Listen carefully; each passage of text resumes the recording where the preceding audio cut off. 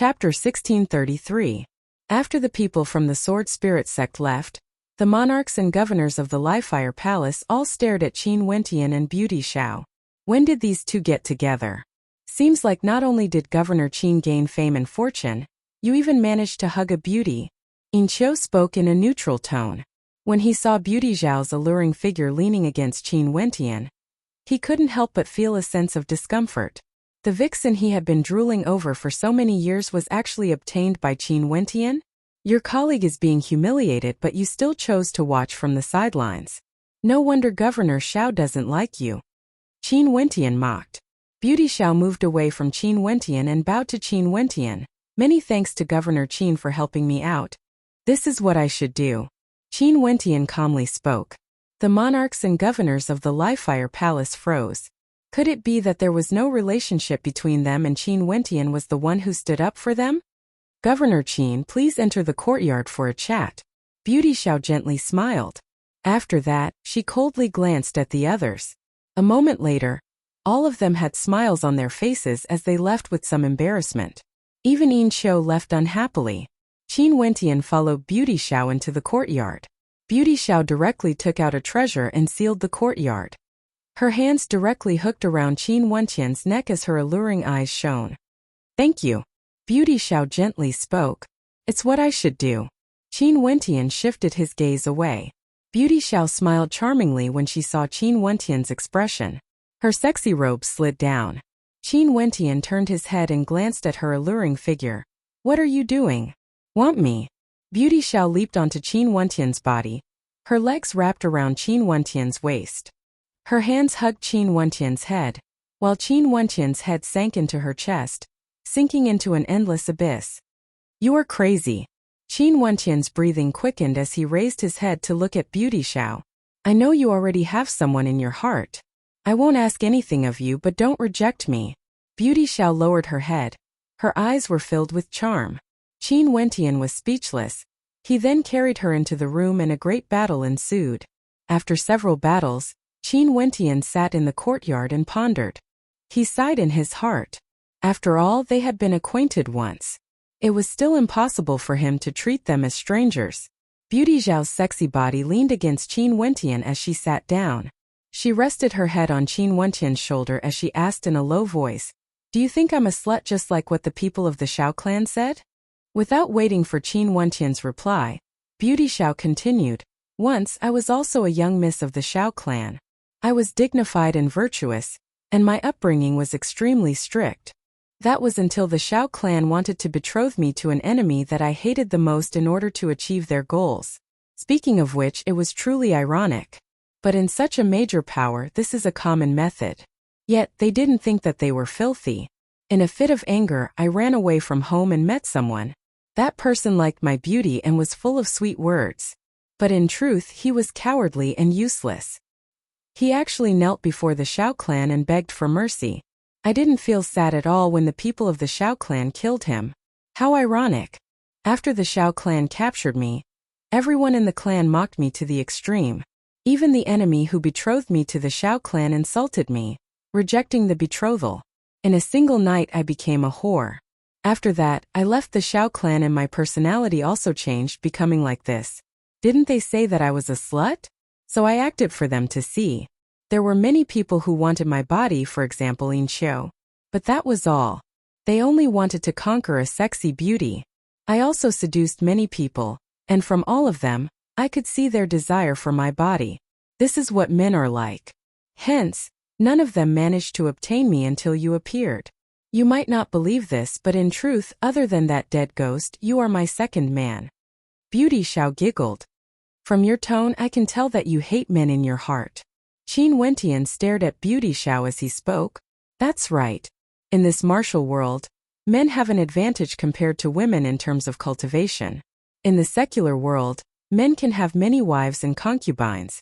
They covet beauty, and as long as they have authority, there would always be many beauties around them, treating them as nourishment for their cultivation. But when it comes to women, they would be labeled as sluts. Do you think that men are not despicable? Qin Wentian was speechless. The truth was as such. That Xiao Yu was merely a governor, but he already had so many beauties around him. In addition, these beauties were all from aristocratic clans. Regardless of the Lifefire Empyrean or the lifelong Realm Lord, both of them had no lack of women around them. Also, all of them were women with both beauty and talent. Was it fair? Was it unfair? This was how things were in the secular world. You are different from them. In the past, for those I seduced, none of them could resist my temptation. You are different from them. Beauty Xiao laughed. Are you mocking me? Qin Wentian felt some guilt in his heart. How was he different? You know I'm not. I'm still very confident in my own beauty and charm. Even for those who aren't attracted to beauty, they wouldn't mind me taking the initiative to seduce them. After all men have needs. However, you are completely unmoved by my many attempts to seduce you. Beauty Xiao smiled. Although you were still captured by me in the end, maybe this is the nature of you men. Even with a strong will, you still can't control your desires. Other than you, there's another person who is different. Who? Qin Wentian asked. A character who rose to fame in this grand banquet like you, Ditian. Beauty Xiao stared at Qin Wentian's handsome face as she smiled. There are many similarities between the two of you. For example, Qin Wentian calmly asked. I can't explain it clearly. I just have a feeling that there's some sort of relationship between the two of you. The feeling you give me is so similar, like the two of you are the same person. However, you are so different. Beauty Xiao laughed, her words causing Qin Wentian's heart to tremble. Beauty Xiao had been in close contact with him and Ditian before, and she actually sensed something strange. The intuition of a woman was truly terrifying. Alright, it's been so long. It's time for you to leave. If not, others might think that we are doing something in there. Beauty Xiao's soul-stirring eyes stared at Qin Wentian. Her sexy figure stood up and helped Qin Wentian tidy up his clothes. After that, she wore the clothes she wore earlier and spoke, "Let me send you out." Qin Wentian speechlessly stood up and left. Before he left, Beauty Xiao transmitted her voice to him. In the future, she would only seduce him alone. The Empyreans of the 9 world palaces have all returned from the Realm Lord's place. After that, they led their troops back to their respective world palaces through the teleportation arrays. The Lifefire Empyrean, Qin Wentian and the others all returned to Lifefire City. Before they left, Qin Wentian still didn't have a chance to see Yi Qinyu. Also, Yi Qinyu's messaging crystal seemed to have been taken away before she was imprisoned in the Lifefire jail. Qin Wentian could only send her a one-way message, telling her to wait for him as he needed time. After the experts from the 9 world palaces left, in a vast platform in the lifelong Saint Hall, the lifelong Realm Lord sat there sipping wine. There were beautiful serving girls beside him. At the front, a group of beautiful fairies came over and bowed. People from the Red Dust Immortal Palace pay our respects to the World Overlord. Yes. The lifelong Realm Lord nodded slightly. He inclined his head and glanced at Yi Qinyu. In the future, you can stay in the lifelong Saint Hall as a servant. Yes, Realm Lord. Yi Qinyu bowed. Before this, you danced during the banquet. Dance it for me. The lifelong Realm Lord calmly spoke. Yi Qinyu's expression froze as her countenance turned pale. She spoke in a low voice, "Realm Lord." The lifelong Realm Lord frowned. In an instant, a formless pressure gushed forth. He stared at Yi Qinyu. His expression was as calm as ever. There were no fluctuations in his eyes. If you are unwilling, I won't force you. The lifelong Realm Lord calmly spoke. Qinyu. The maidens from the Red Dust Immortal Palace all turned their gazes to Yi Qinyu. Yi Qinyu saw the gazes of everyone as she sighed in her heart. She then cast a deep glance at the transcendent aura of the lifelong Realm Lord. After all, he was a major character. Even with Qin Wentian's dazzling performance, she still couldn't obtain any respect? When she thought of the voice transmission that Qin Wentian sent her through his messaging crystal, Yi Qinyu's expression gradually changed. All of a sudden, a radiant smile appeared in Yi Qinyu's eyes. At this moment, she was filled with boundless charm. Yes, Realm Lord. Yi Qinyu smiled sweetly, causing the eyes of the lifelong Realm Lord to flash. After that, he saw that sexy figure of hers twisting and turning as she danced once more. Every movement of hers was filled with boundless charm. Yi Qinyu's beautiful eyes were still filled with a smile, adding to her charm. However, right now her heart was as calm as still water, as cold as ice. Regardless of the lifelong realm lord or the Livefire Empyrean, they would eventually pay the price for seeing through Qin Wentian. It has only been a few tens of years and the Livefire Empyrean already felt threatened. In the future, the lifelong realm lord would feel the same as well. Another person came over, walking towards the lifelong realm lord and bowing. These are the dossiers that the Livefire Palace has organized. The lifelong realm lord nodded lightly. His gaze shifted away from Yi Qianyu and lowered his head to read through the dossiers. Not long after, a look of bewilderment flashed in his eyes. Princess Kitamura? Qin Wentian, apprentice sister and brother? If this was the case, what relationship did Princess Kitamura have with Yi? Could she also be Yi's successor? If she was truly Yi's successor, why would she be forced into such a state by the Jialan monarch? Could it be that Yi allowed them to roam the lifelong realm lord's world freely? As he read through the dossiers, the bewilderment in the lifelong realm lord's heart grew even deeper. After he finished reading, Yi Qianyu's dance also halted. He spoke to the person beside him. Send a message to the Livefire Empyrean. Tell him to summon Princess Kitamura to the Lifelong Saint Hall. Yes. That person nodded and retreated. The lifelong realm lord inclined his head and glanced at Yi Qianyu and the maidens of the Red Dust Immortal Palace. You guys can remain in the lifelong Saint Hall to atone for your crimes and wait for my summons. Yes. Everyone didn't dare to object. They all bowed and replied. Yi Qianyu continued standing there, watching as the lifelong realm lord stood up and left. Her beautiful eyes inclined and stared into the distance as a smile flickered in her eyes. The person she was waiting for, when would he truly be able to prop up this sky? Chapter 1634. In Livefire City, after Qin Wentian and the others returned, the news of what happened in the lifelong realm also circulated around. The weaponsmithing Grandmaster Di Tian had outstanding talent and obtained first place in the martial competition with a cultivation base at the mid-stage of the Immortal Emperor realm. The lifelong realm lord personally rewarded him, and exempted the Emperor Pavilion from paying any taxes. No one was allowed to affect the Emperor Pavilion's development. When this news circulated out, Livefire City was shaken. Everyone knew that the rise of the Emperor Pavilion was already unstoppable. There would no longer be any obstructions. Those who once doubted Di Tian's strength only felt ashamed. As for those who supported Di Tian, they all flaunted their brilliance everywhere. Some people even brought up the matter of Lu Feibai from the Lu clan challenging Di Tian, mocking Lu Feibai for not knowing his own limits. An ant-like character actually dared to challenge Grandmaster Di Tian, saying that he wasn't even qualified to carry Grandmaster Di Tian's shoes. All sorts of ugly words caused Lu Feibai to be humiliated everywhere, becoming a villain. At the same time, many major powers went to the Emperor Pavilion to pay a visit, preparing to form a good relationship with Grandmaster Di Tian. However, the Emperor Pavilion sent out news that Grandmaster Di Tian was going to hold a banquet and invited all the major powers. Other than this, the other shocking news was naturally the northern governor Qin Wentian.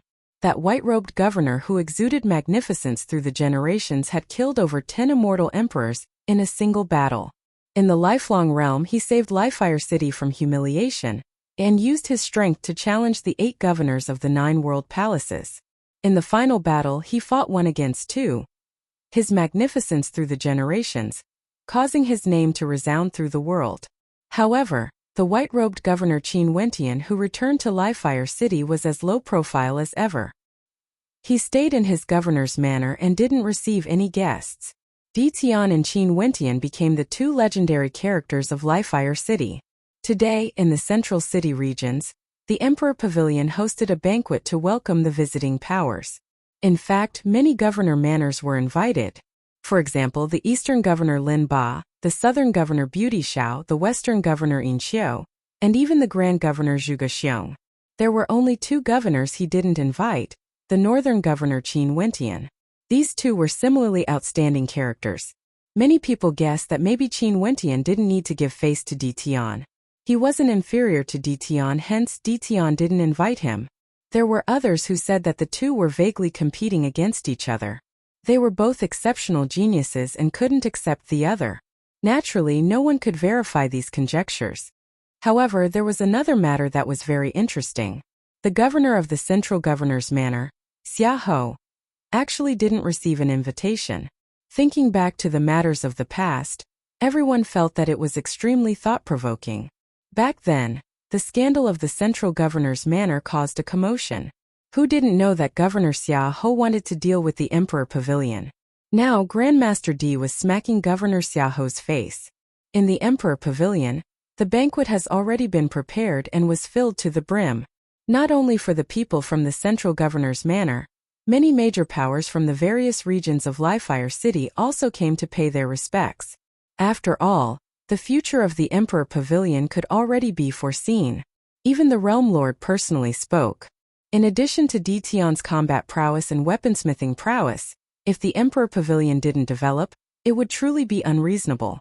Today, the people of the Mo clan were all extremely excited. The Mo clan leader, Mo Ting, personally led the members of the Mo clan here to attend the banquet. Mo Ting, his daughter Mo Junyi, and an elder of the Mo clan, Mo Fei, were all seated at the main seats. Everyone knew that Mo Fei and Mo Junyi had always been the left and right arms of Grandmaster D, and the Mo clan had always been supporting Grandmaster D. Now that Grandmaster D finally rose to glory, the Mo clan would naturally bask in his glory as well. Upon seeing so many major powers sitting below, Mo Ting had a radiant smile on his face. He silently sighed in his heart at how wise his decision back then was. As the saying goes, sending charcoal in snowy weather is the most precious. Right now, there were so many people who were willing to add flowers to embroidery. D Tian sat at the highest seat. After the banquet was prepared, he toasted everyone. I thank everyone for coming. I also thank Grand Governor Zhuge and the other governors for coming. Grandmaster D is too polite. Governor D, we are all colleagues. There's no need to be so polite. Lin Ba laughed.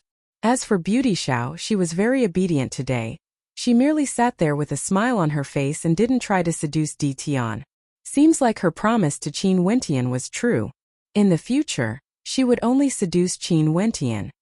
Although I'm indebted to the Realm Lord's love and am appointed as the supervisory commander, in truth, it's just an idle position.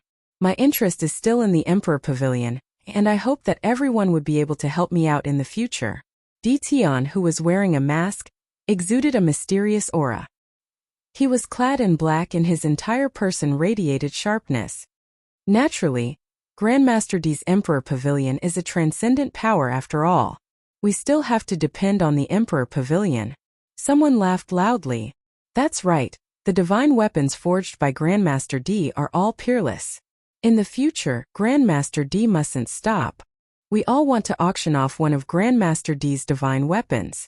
Everyone spoke one after another, and their tones were extremely polite. That's only natural. I will continue to forge divine weapons. It's just that the frequency of my forging won't be as high as before.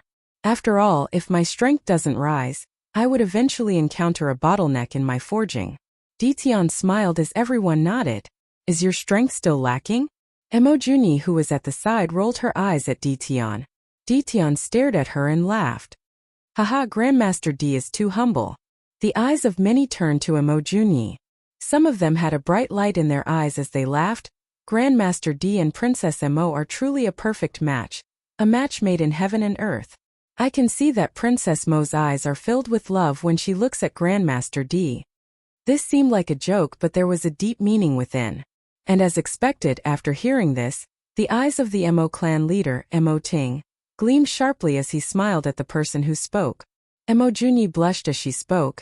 You guys better not use me as a joke. Haha, that's what I feel.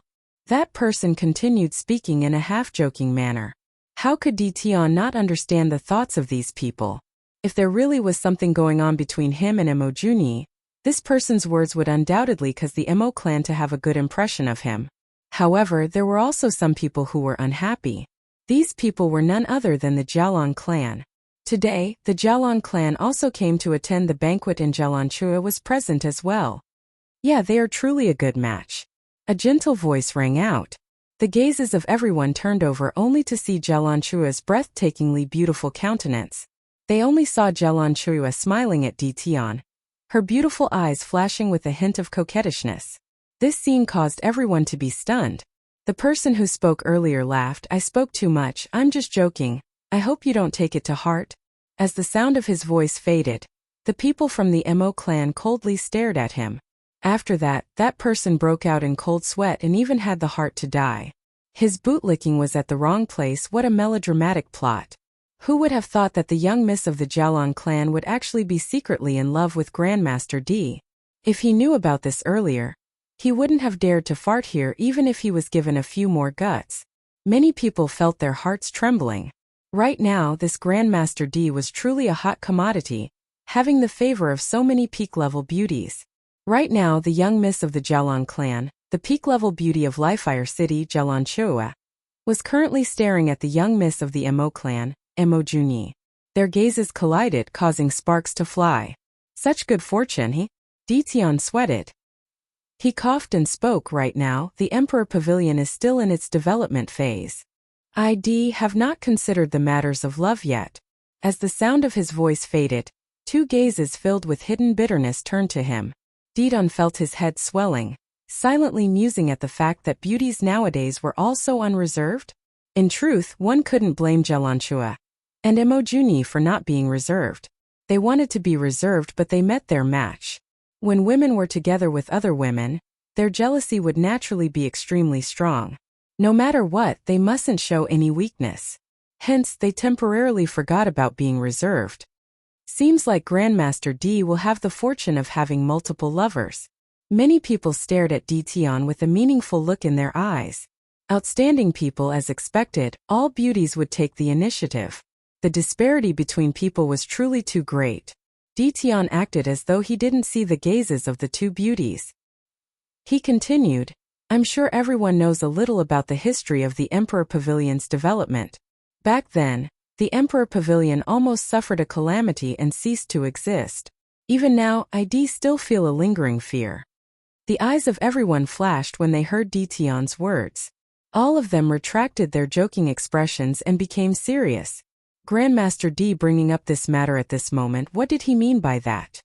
Back then, it was precisely at this location where my Emperor Pavilion was in its development phase, exploring step by step. However, all of a sudden, we encountered a mysterious power's provocation.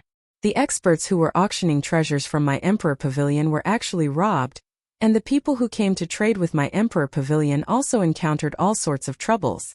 At that time, the people who came to trade with my Emperor Pavilion were all filled with fear and anxiety, causing the morale of the Emperor Pavilion to plummet. At that time, my Emperor Pavilion paid a tribute to a first-tier power, and even the governor's manor couldn't find out anything. Ditian's tone turned solemn. The eyes of the governors gleamed with sharpness. What was Ditian trying to do by bringing up the past? After that, although this matter was resolved, it's still extremely strange. Back then, who were the powers that acted against my Emperor Pavilion in the dark? Ditian's tone gradually turned sharp as sharpness flickered in his eyes. Those powers used such sinister methods to deal with my Emperor Pavilion, they would naturally act against others as well. This isn't beneficial to the development of the various powers in Lifefire City. Right now, I'm highly regarded by the Realm Lord, and was given the position of the supervisory commander. I'm prepared to investigate this matter once more. What does everyone think? The hearts of everyone trembled. Ditian had mentioned twice that he was highly regarded by the Realm Lord, and was given the position of supervisory commander. Clearly, he was using this opportunity to tell everyone that he was someone from the Realm Lord's faction. Right now, Grandmaster D, who had confidence, was finally going to settle the debt. The moment he returned, he was already planning to do so. Truly, revenge can't be delayed overnight. The eyes of Zhuge Xiong and the other governors flashed. They all understood in their hearts that this matter also implicated Governor Xiahou. Did Qin Wentian mean that Ditian was preparing to settle this debt together? Before this, the Lifefire Empyrean had hoped that they could let go of their grudges. But now it seemed like Ditian wanted to challenge his authority. Chapter 1635. Zhuge Xiong and the others understood that Xiahou was the mastermind behind this. The others naturally knew this as well. In addition, other than Governor Xiahou, there might be a few other major powers involved in this matter. Hence, many people narrowed their eyes. For a period of time, the lively banquet turned silent. If they spoke now, it would be easy for them to offend others. Although they didn't know who exactly they would offend, they knew that it was definitely not an ordinary character. When Ditian saw this scene, he played around with the wine cup in his hand as he smiled. It's fine if everyone doesn't want to express their opinions. We can't leave the debt of the past unresolved. The Emperor Pavilion will definitely investigate this matter thoroughly. It's just that right now, our Emperor Pavilion is still developing and our strength is still a little weak. Hence, we might need to borrow some strength. Is there anyone who is willing to support my Emperor Pavilion? They want to form an alliance. Many people sighed in their hearts. To many people, this was an opportunity. As long as they nodded, although they might offend others, they would gain the friendship of the Emperor Pavilion. Now, it all depended on how they would choose. My MO clan will naturally do our best to support the Emperor Pavilion. Back then, our MO clan was also involved in this matter, and we are extremely angry. Now that Grandmaster D wants to investigate, MO Ting will naturally support you. The clan leader of the MO clan, MO Ting, directly expressed his stance. If Grandmaster D has any needs, my Jialong clan is also willing to provide some help. Jialong Chuyue's father, Jialong Chang, spoke. Their Jialong clan definitely had to maintain a good relationship with Ditian. Ditian might be a crucial character for their Jialong clan to deal with the Livefire Empyrean. I'm also willing to do my best to help. Another person spoke. This person was from a major power. After that, more and more people expressed their stance. Even for those spectators, when they saw so many major powers expressing their stance, they couldn't help but to speak as well. Almost half of the people here directly expressed their willingness to support Ditian. Staring at everyone, a smile appeared in Ditian's eyes. After that, he turned to Zhuge Xiong and the other governors as he spoke. Grand Governor Zhuge, I'm sure you also know that this matter implicates our governor's manor. Hence we might need your help. I wonder what the governors think. Zhuge Xiong stared at Ditian's dark eyes as his heart trembled. Honestly speaking, although he was a grand governor, Ditian didn't need to care about him at all. Ditian had already expressed his stance. He would definitely investigate this matter no matter what. Right now, he was asking for their opinions because he wanted them to choose a side. Would they stand on his side? Or would they stand with Xiahou? If it was just Ditian and Xiahou, it would still be easy to choose. But the most crucial thing was that the Livefire Empyrean was here as well. Although the Livefire Empyrean didn't say it clearly, he already made Xiahou apologize in the Lifelong Saint Hall. Evidently, he hoped that the matter back then would be forgotten. Right now, Ditian seemed to be unwilling and wanted to investigate this matter no matter what. Governor D, I agree with this matter. It's just that Xiahou is after all the governor of Livefire City. I wonder what the Livefire Empyrean's attitude would be. If you don't target Xiahou, I can directly tell you. Ditian transmitted his voice to Ditian, his words causing sharpness to flash through Ditian's eyes. This old fox.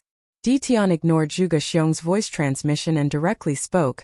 Grand Governor, I'm under the orders of the Lifelong Realm Lord to be the supervisory commander. Even if this matter didn't happen to my Emperor Pavilion, I will definitely investigate this matter clearly. Our Livefire City cannot allow such vermin to exist. Since I know about this matter, if I don't investigate it, how can I face the Realm Lord's love for me? Zhuge Xiong cursed in his heart. This bastard. He directly bypassed the Livefire Empyrean and directly talked about the Realm Lord. He truly knew how to use his connections to intimidate others. In addition, this Ditian truly wasn't afraid of the Livefire Empyrean. Before he headed to the Lifelong Realm, his relationship with the Jialong clan was already very close. Clearly, he was roped in by the Jialong clan. Right now, the people of the Jialong clan were also present at this banquet. How would this Ditian care about the Livefire Empyrean's opinion?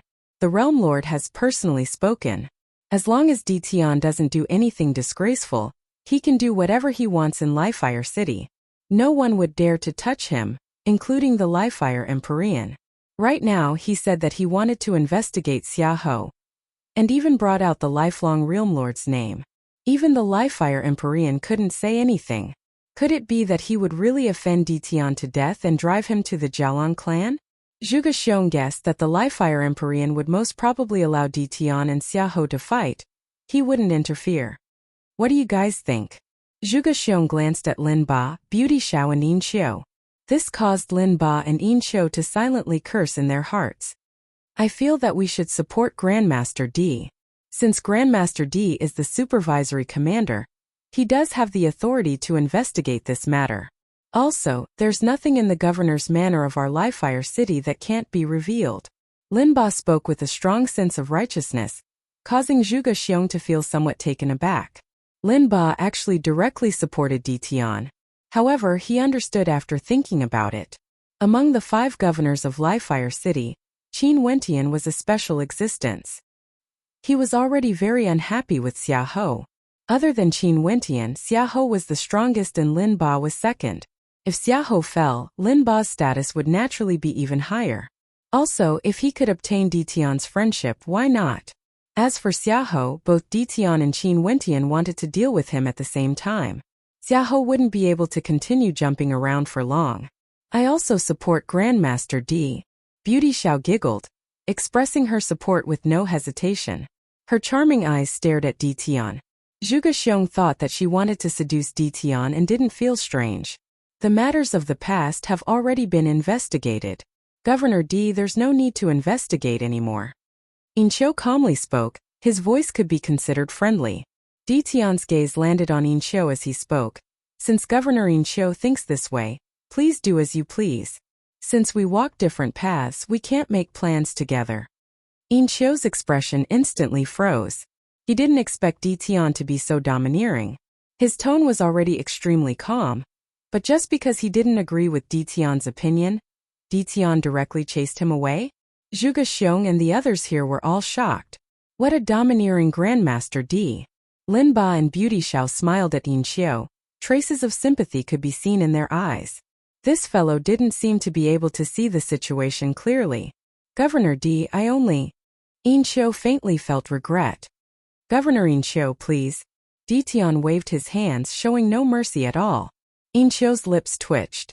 After that, he stood up and left with a heavy expression on his face. Being chased away like this, one could very well imagine how terrible his mood was right now. Although Governor Qin didn't come, I believe that he would definitely agree with my opinion. Di Tian slowly spoke. Zhuge Xiong's eyes flashed. If Di Tian wanted to deal with Xia Ho, Qin Wentian would naturally agree. Since this is the case, if Governor D has any needs, I will do my best to cooperate. Zhuge Xiong slowly spoke. In that case, I will have to thank Governor Zhuge then. Di Tian smiled and nodded. After that, he raised his cup and spoke to everyone. Since everyone is willing to do their best to help me, let me toast to all of you. The eyes of the experts flashed. Each of them had their own worries in their hearts. Next, there would surely be a storm in the central city regions of Lifefire City. Not long after the banquet ended, the news of what happened at the Emperor Pavilion was already circulated to the central governor's manor. A thunderous boom rang out in the great hall. The table beside Xia Ho directly shattered into pieces. The veins on his face bulged as his killing intent gushed forth. What a good Di Tian! Zhuge Xiong, Lin Ba, Beauty Xiao. Xia Ho's body trembled. One could very well imagine the anger he was feeling right now. Other than anger, there was also a hint of trepidation.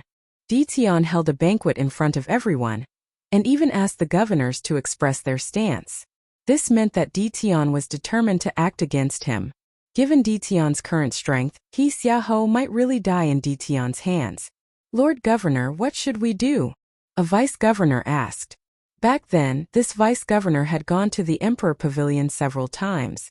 At that time, he felt that Di Tian was courting death by not giving face to Xia Ho. But now they actually started to fear Di Tian.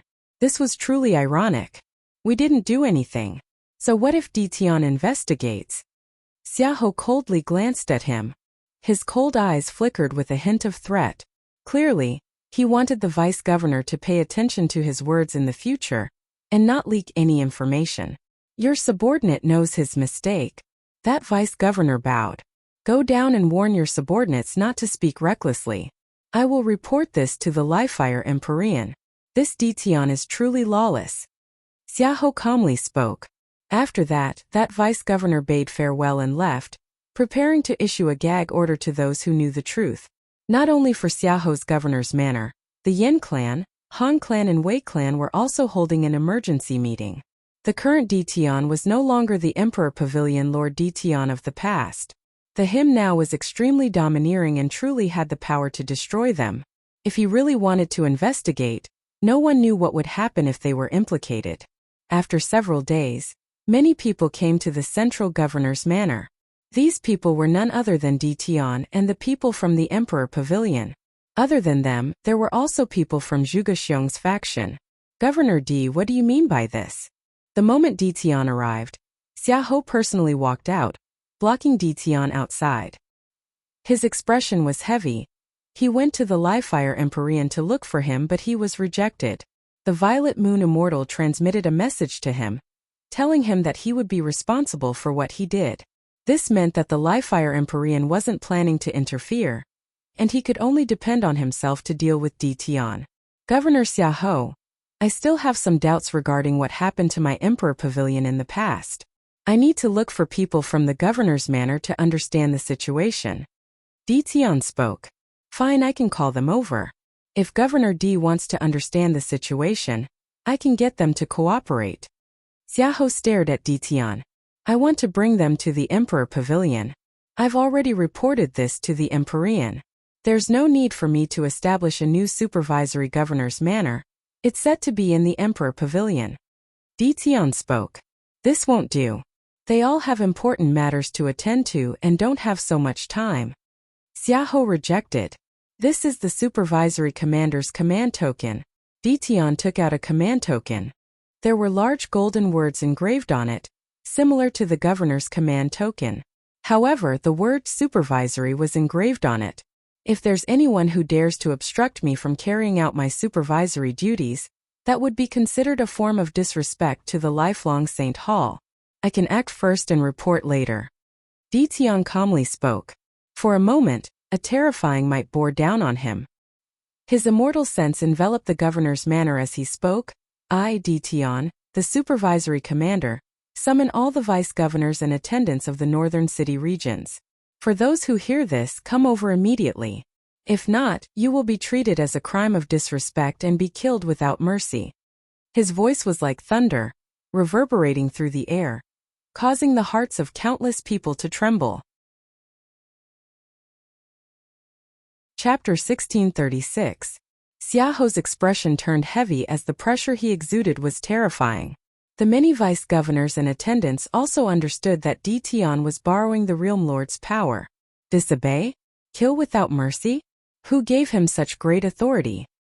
He was using his position as the supervisory commander to seek revenge. However, he had a good reason to do so.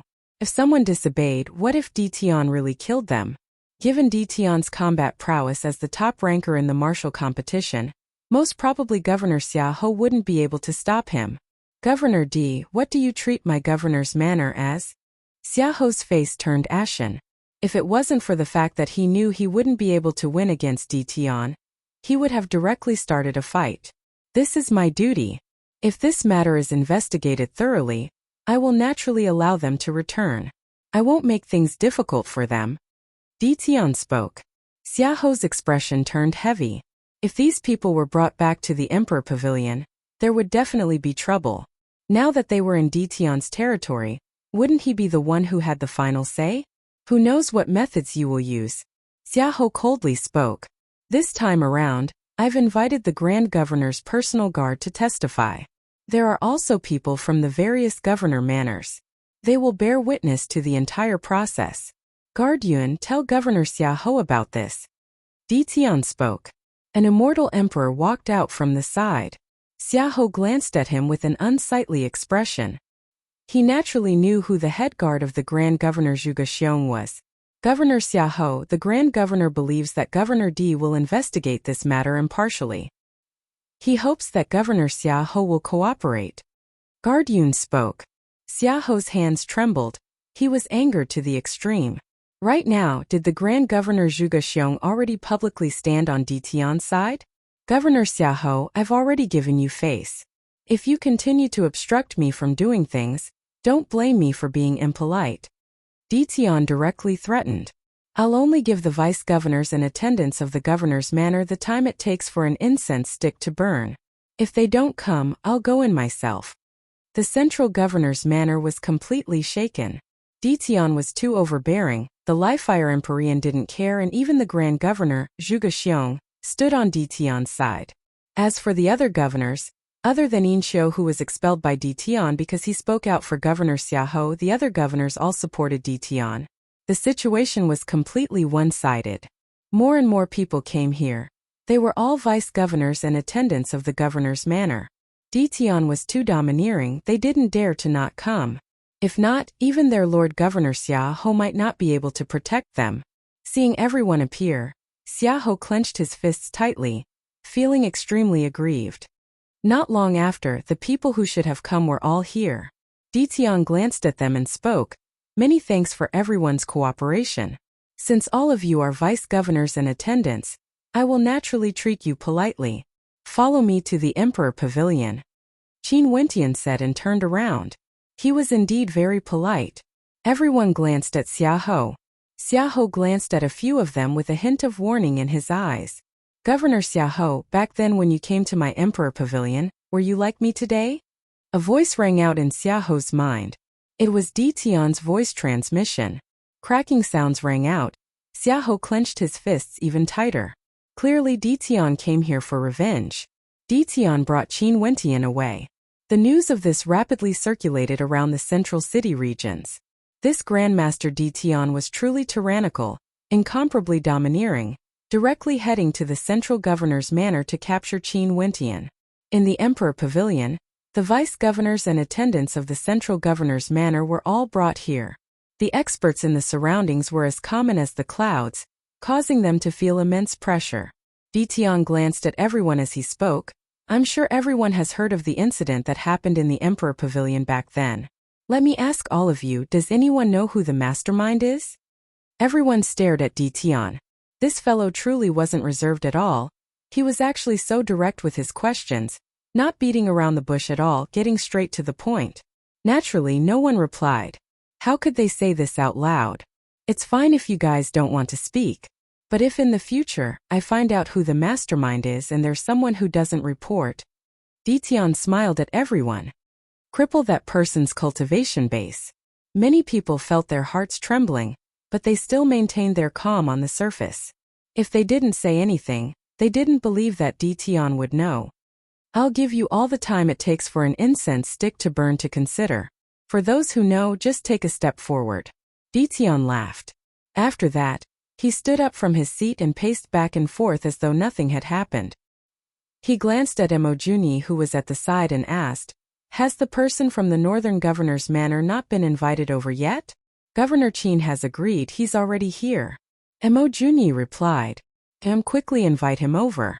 Ditian spoke. Emojuni walked out and an instant later she returned.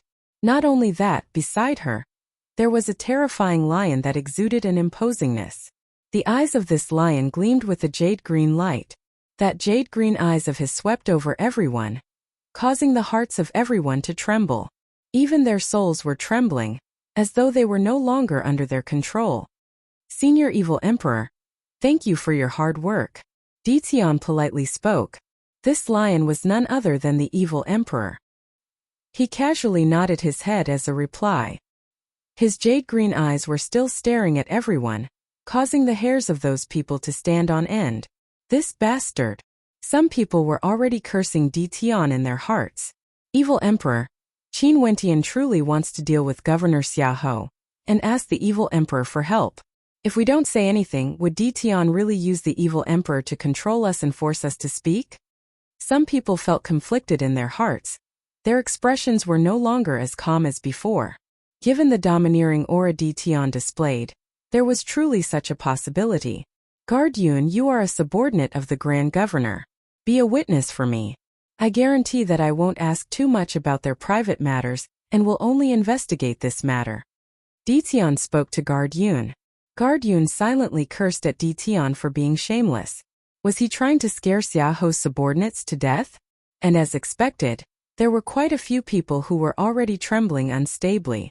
If Ditian really used the Evil Emperor to interrogate them, Ditian would cripple them and everything would be over.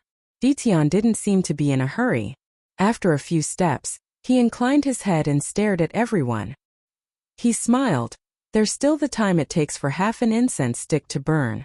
As long as you take the initiative to confess, I guarantee that I won't pursue this matter any further. If not, I'll do as I said before. Everyone, please consider this carefully. After speaking, he no longer spoke. He paced back and forth in front of everyone. His footsteps were crisp and clear. The atmosphere was so silent that even a pin drop could be heard. The jade-green eyes of the evil emperor grew increasingly demonic and terrifying. Finally, an attendant took a step forward. The time it takes for an incense stick to burn was almost up. He didn't dare to take the risk. With someone taking the lead, another attendant stepped out. Very swiftly, 3 people walked out consecutively. Ditian coldly laughed when he saw this scene. How brazen was Xiahou back then?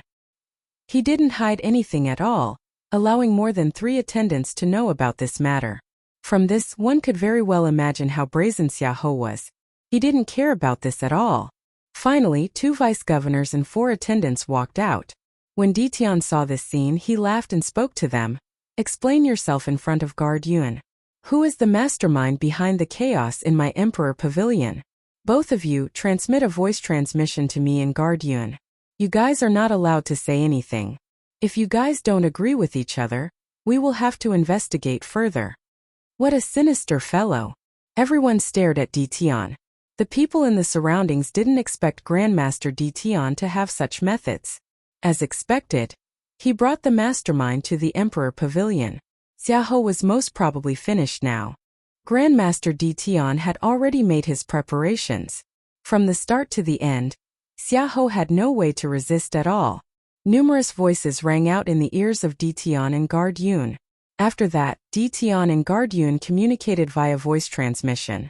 After that, Ditian's eyes flashed with a cold smile as he continued to ask, in that case, Governor Xiahou already knows everything. Although he didn't take the initiative to act, in truth, both parties have already colluded. Am I right? The attendants exchanged glances as they continued to transmit their voices. Ditian's eyes were cold. Finally, he turned to the evil emperor and spoke, Senior Evil Emperor, can I trouble you to control this attendant and ask him if his words earlier are true? Did they send voice transmissions to each other to lie to me and Guard Yun? The evil emperor's jade-green eyes turned to the weakest attendant, a peak-stage immortal king. Very swiftly, he controlled that attendant and questioned him. That attendant was very honest. Everything he said was the truth. Since this is the case, the evidence is clear. Let me report what everyone told me in Guard Yun earlier. Back then, the Yen clan, Han clan and Wei clan of the central city regions paid a visit to Governor Xiahou and joined forces to deal with my Emperor Pavilion. The city lord manor pretended to investigate, but in truth, they didn't do anything. In fact, they even secretly sent news to the 3 aristocratic clans. Am I right? If there's a problem with what I said, please correct me. Ditian slowly spoke. Nobody refuted him. The others all felt shock in their hearts as a voice rang out in their hearts. Governor Xiahou was finished. This Ditian was determined to take revenge on him. And now the evidence was clear. There are people from the various governors' manors here, including the Grand Governor himself. Since the truth is clear, what do you all think?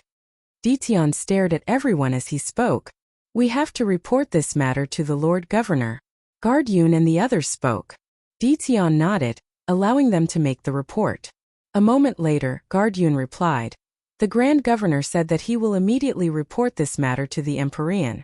As for the 3 aristocratic clans, the Grand Governor said that from now on, they are to be forbidden from expanding their power in Lifire City forever, and all the businesses they control will be shut down.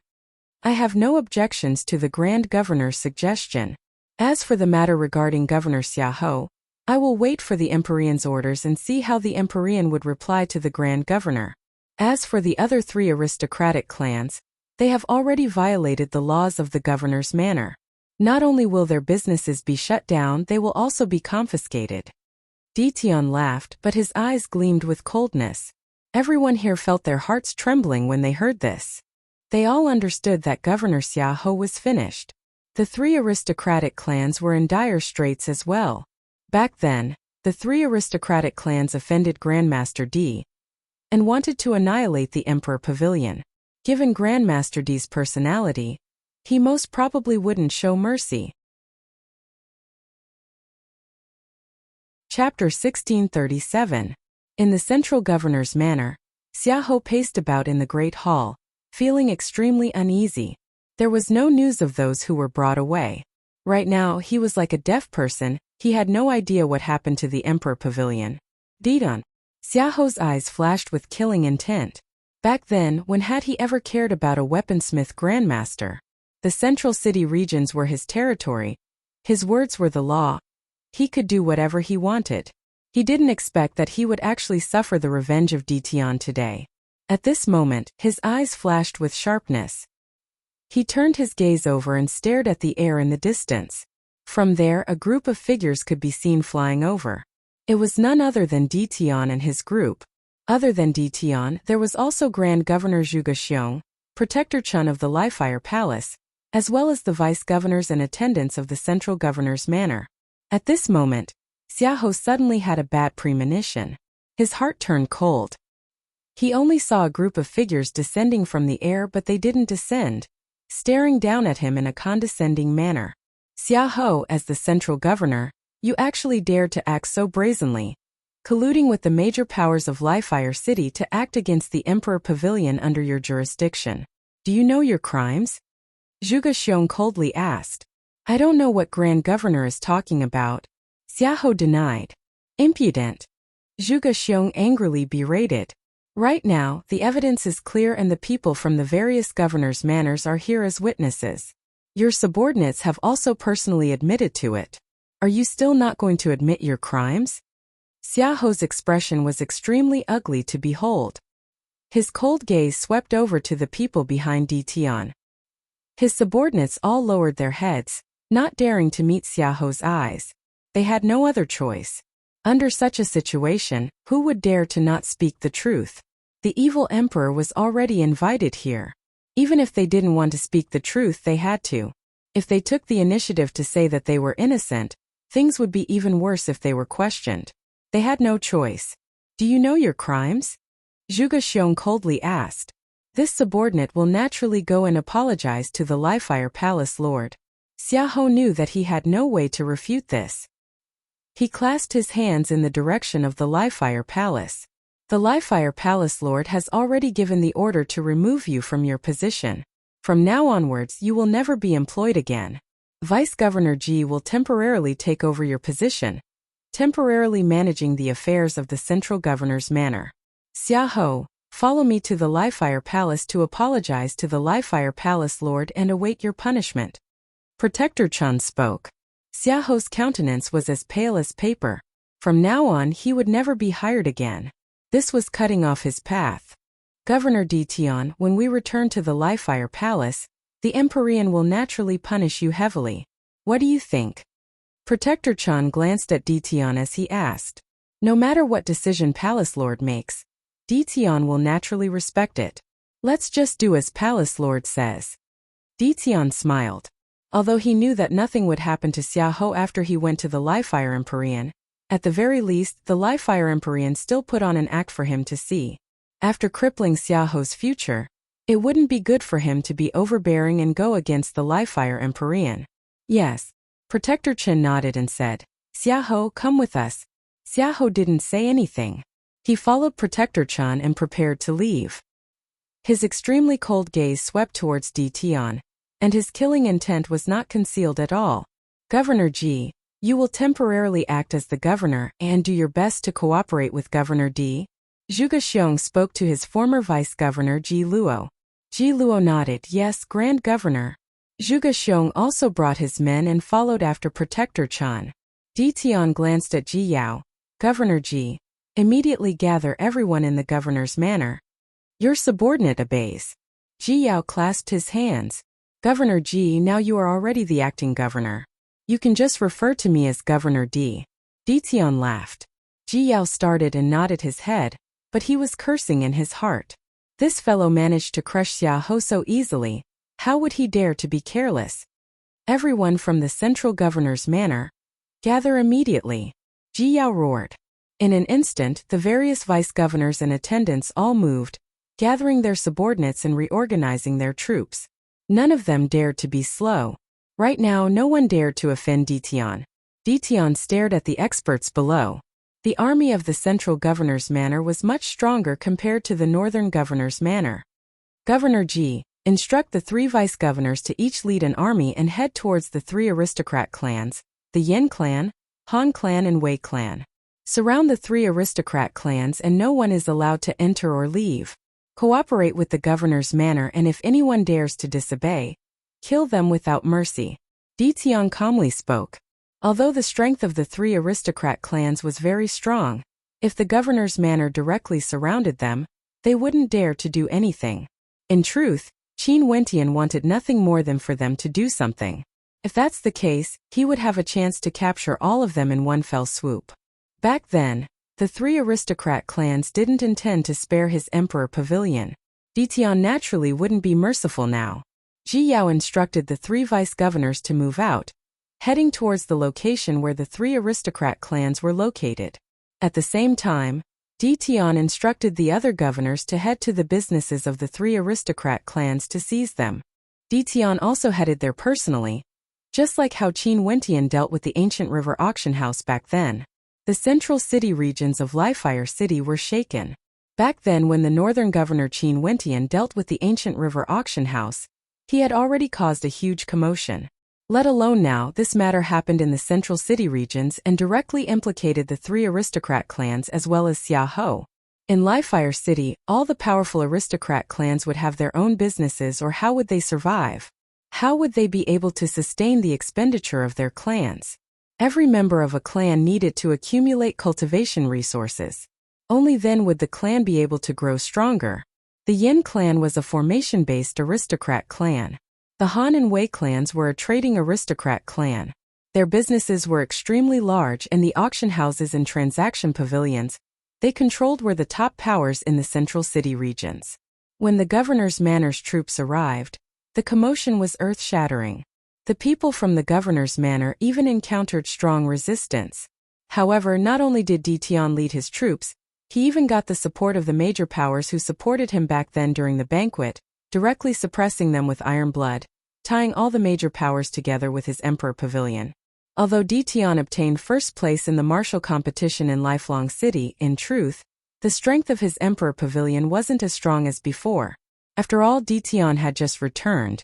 If he relied on the strength of his emperor pavilion to deal with the 3 aristocrat clans, it would undoubtedly be akin to smashing a rock with an egg. However, Ditian had been borrowing the strength of the 3 aristocrat clans. He was incomparably domineering, instantly causing everyone to feel that the Emperor Pavilion was a transcendent power in Lifire City, simply unexcelled in the world.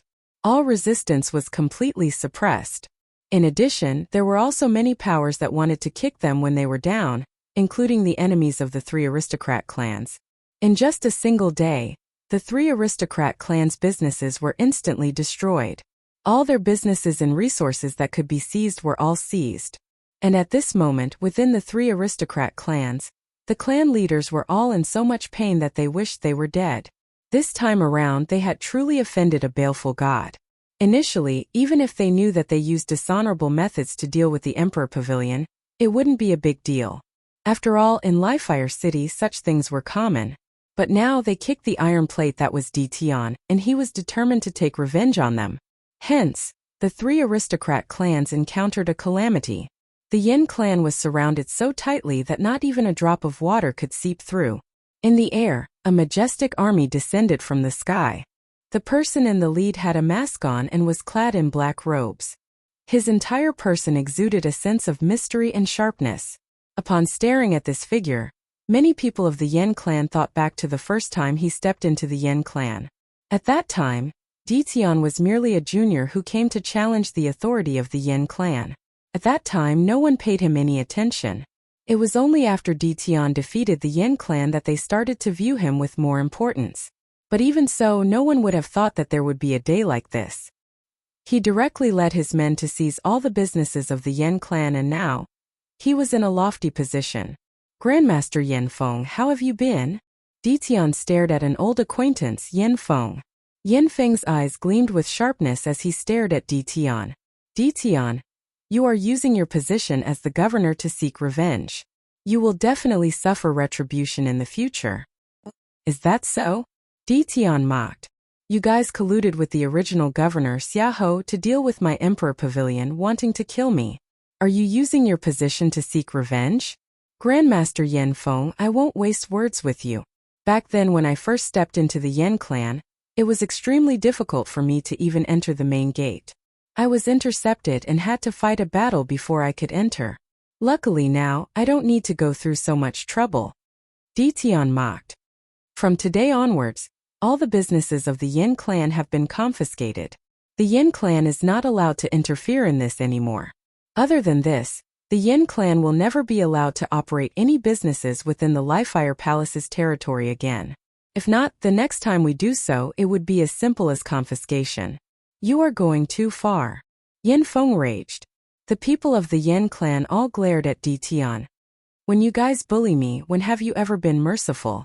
Ditian coldly spoke. In the future, all of you better behave yourselves. If you break the rules of the Livefire Palace again, you will definitely be heavily punished. Farewell. Let's go. Ditian waved his hands as the troops retreated, bringing everyone away.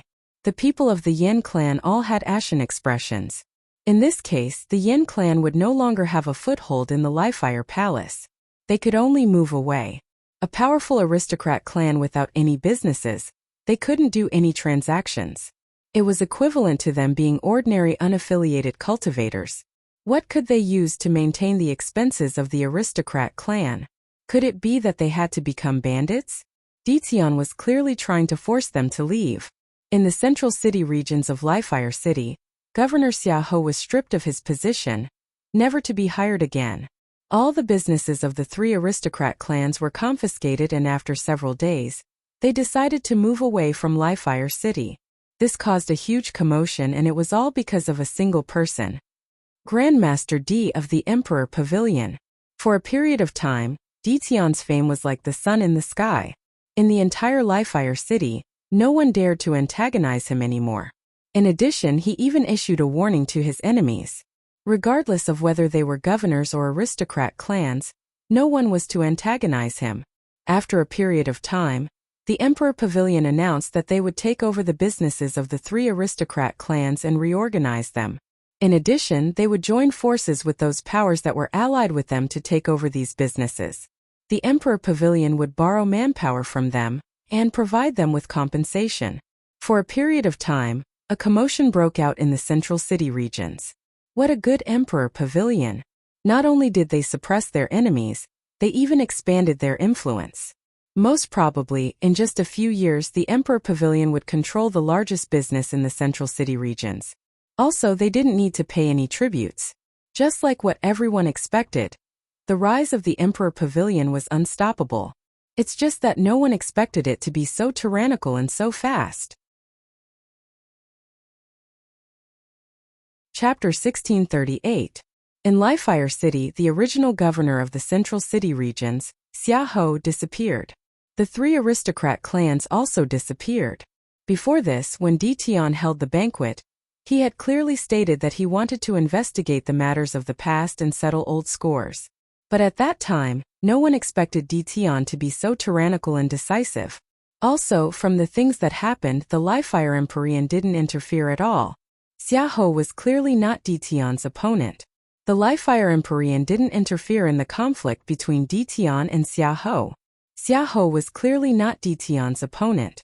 Governor Xiahou, whose name shook the central city regions for many years, didn't even have the strength to resist, and was directly removed from his position by Ditian. Right now, no one knew where he was. Not long after, the Livefire Empyrean sent an expert to take over the central governor's manor. This governor was named Sun Qian. He was a peak-stage immortal emperor who had cultivated for many years and was someone who had been by the Livefire Empyrean's side for a long time. He always had a smile on his face and seemed extremely amiable. On the second day after he took over, he immediately came to pay a visit to the Emperor Pavilion. Right now, the governors of Lifefire City seem to have come to a tacit understanding.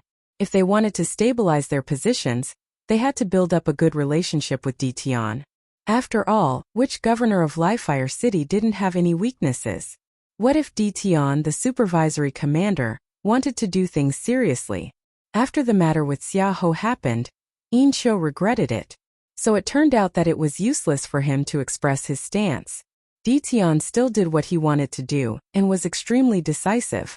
Insho had offended Dtion for no reason, and in the future, he had to tuck his tail between his legs.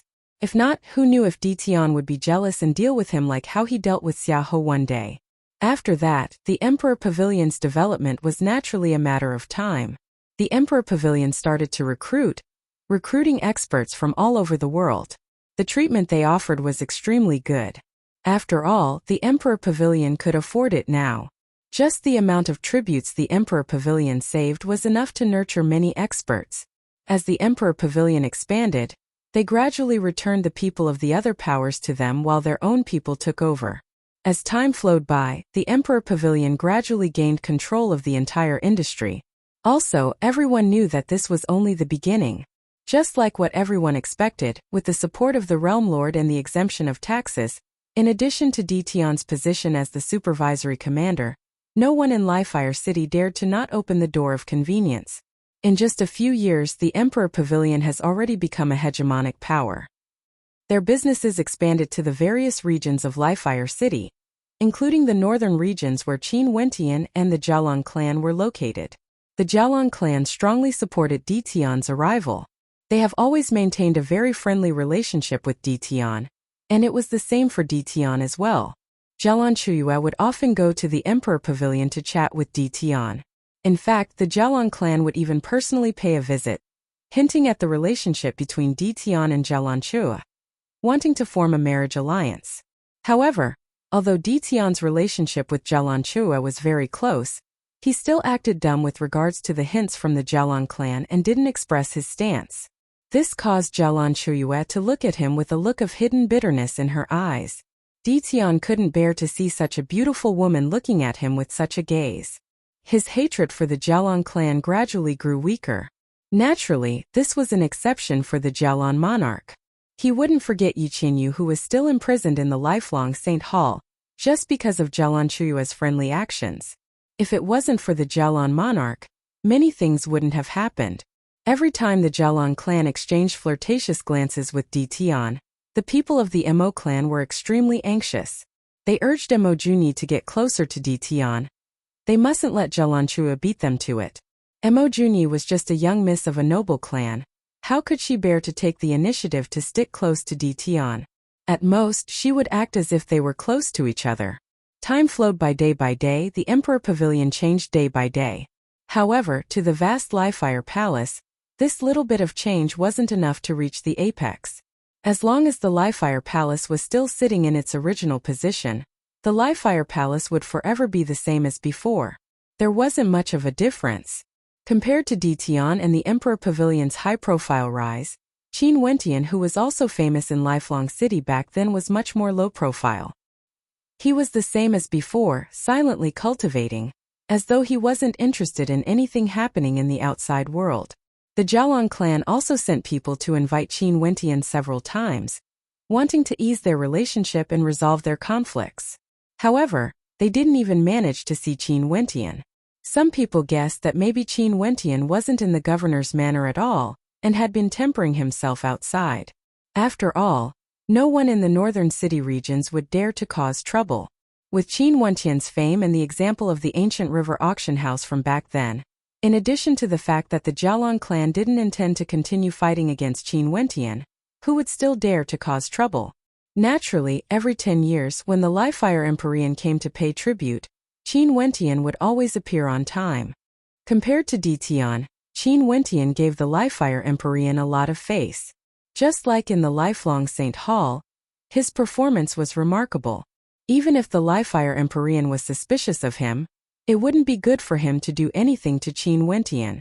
Maybe the thoughts between him and Qin Wentian would fade away with time. Regardless of Dtion or Qin Wentian, from the Lifefire Empyrean's point of view, their behavior was very normal.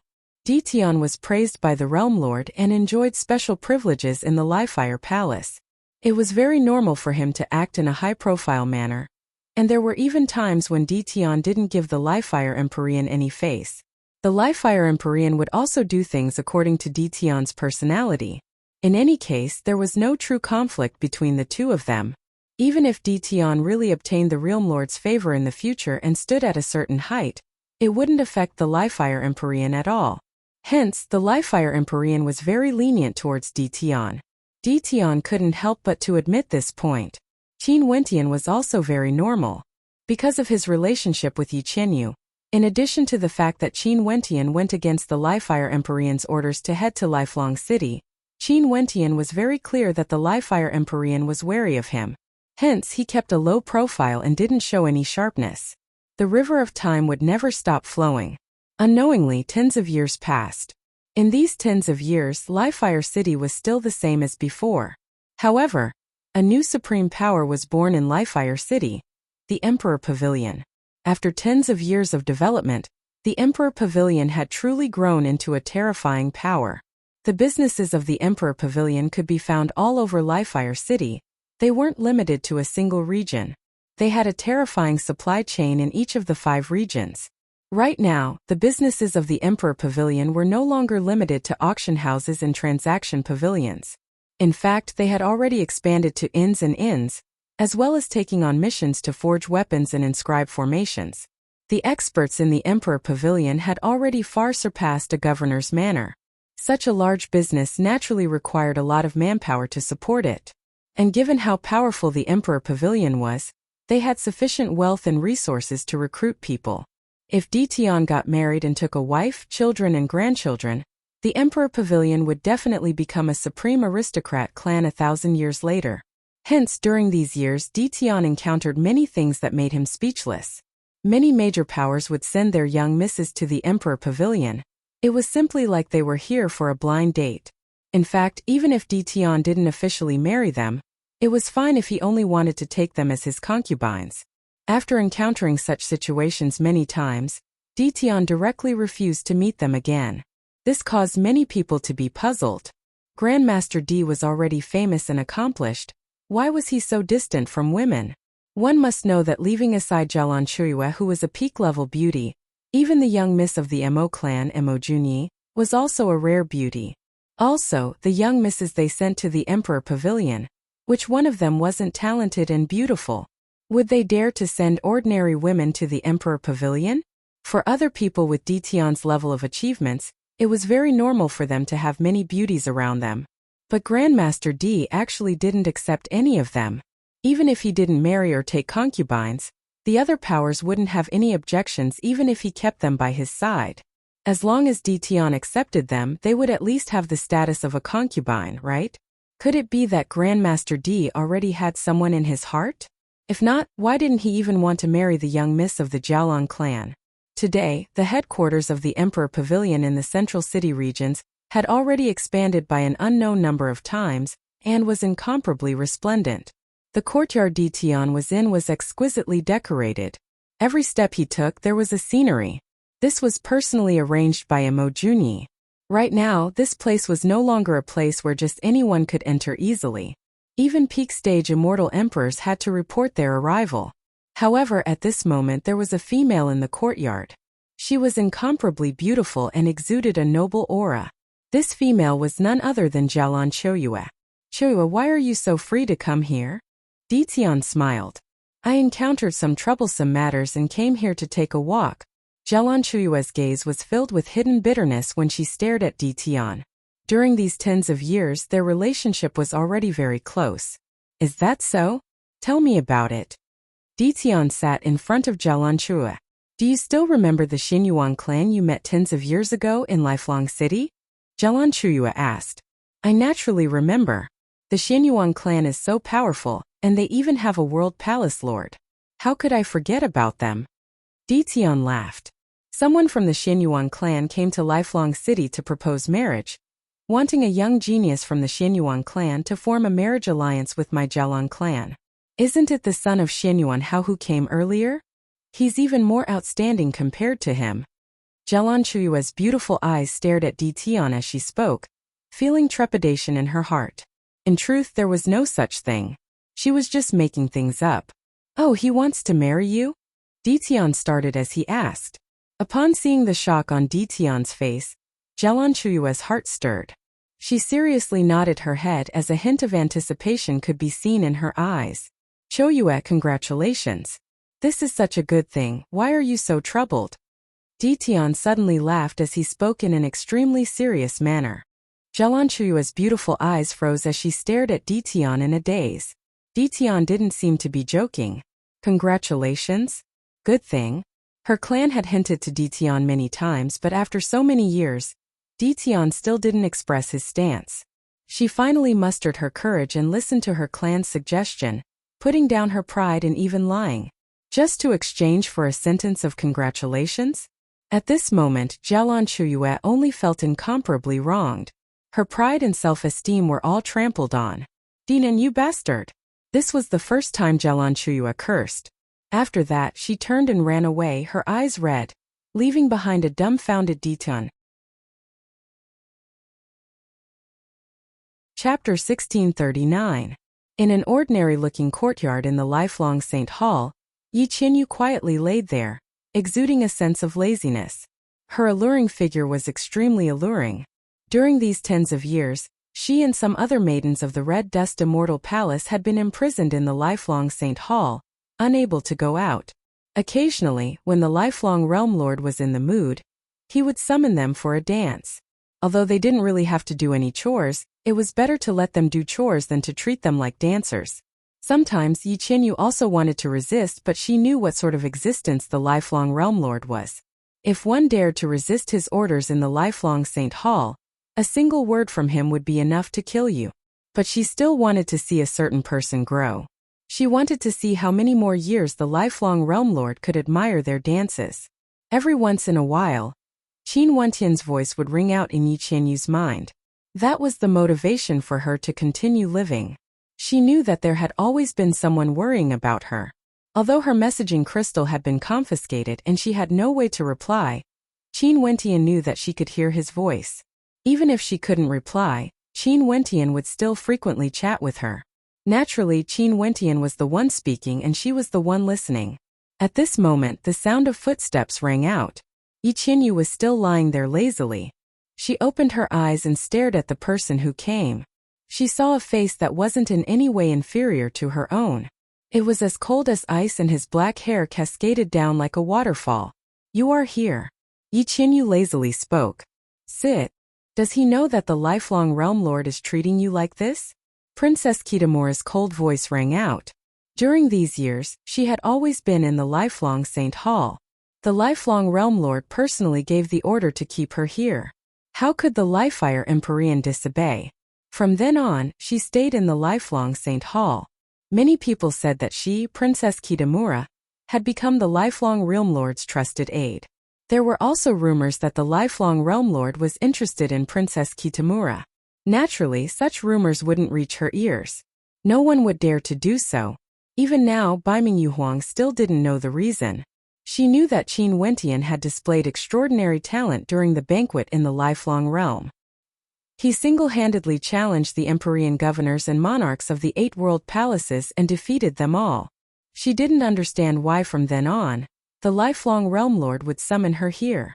At the same time, he would frequently make Yi Qinyu dance. This was a form of disrespect to Yi Qinyu. It was impossible for the lifelong Realm Lord to not know about this. In addition, back then, the reason why Qin Wentian went out to battle was because of Yi Qinyu. The lifelong Realm Lord also understood this. But why would he do this? Princess Kitamura wasn't clear about this.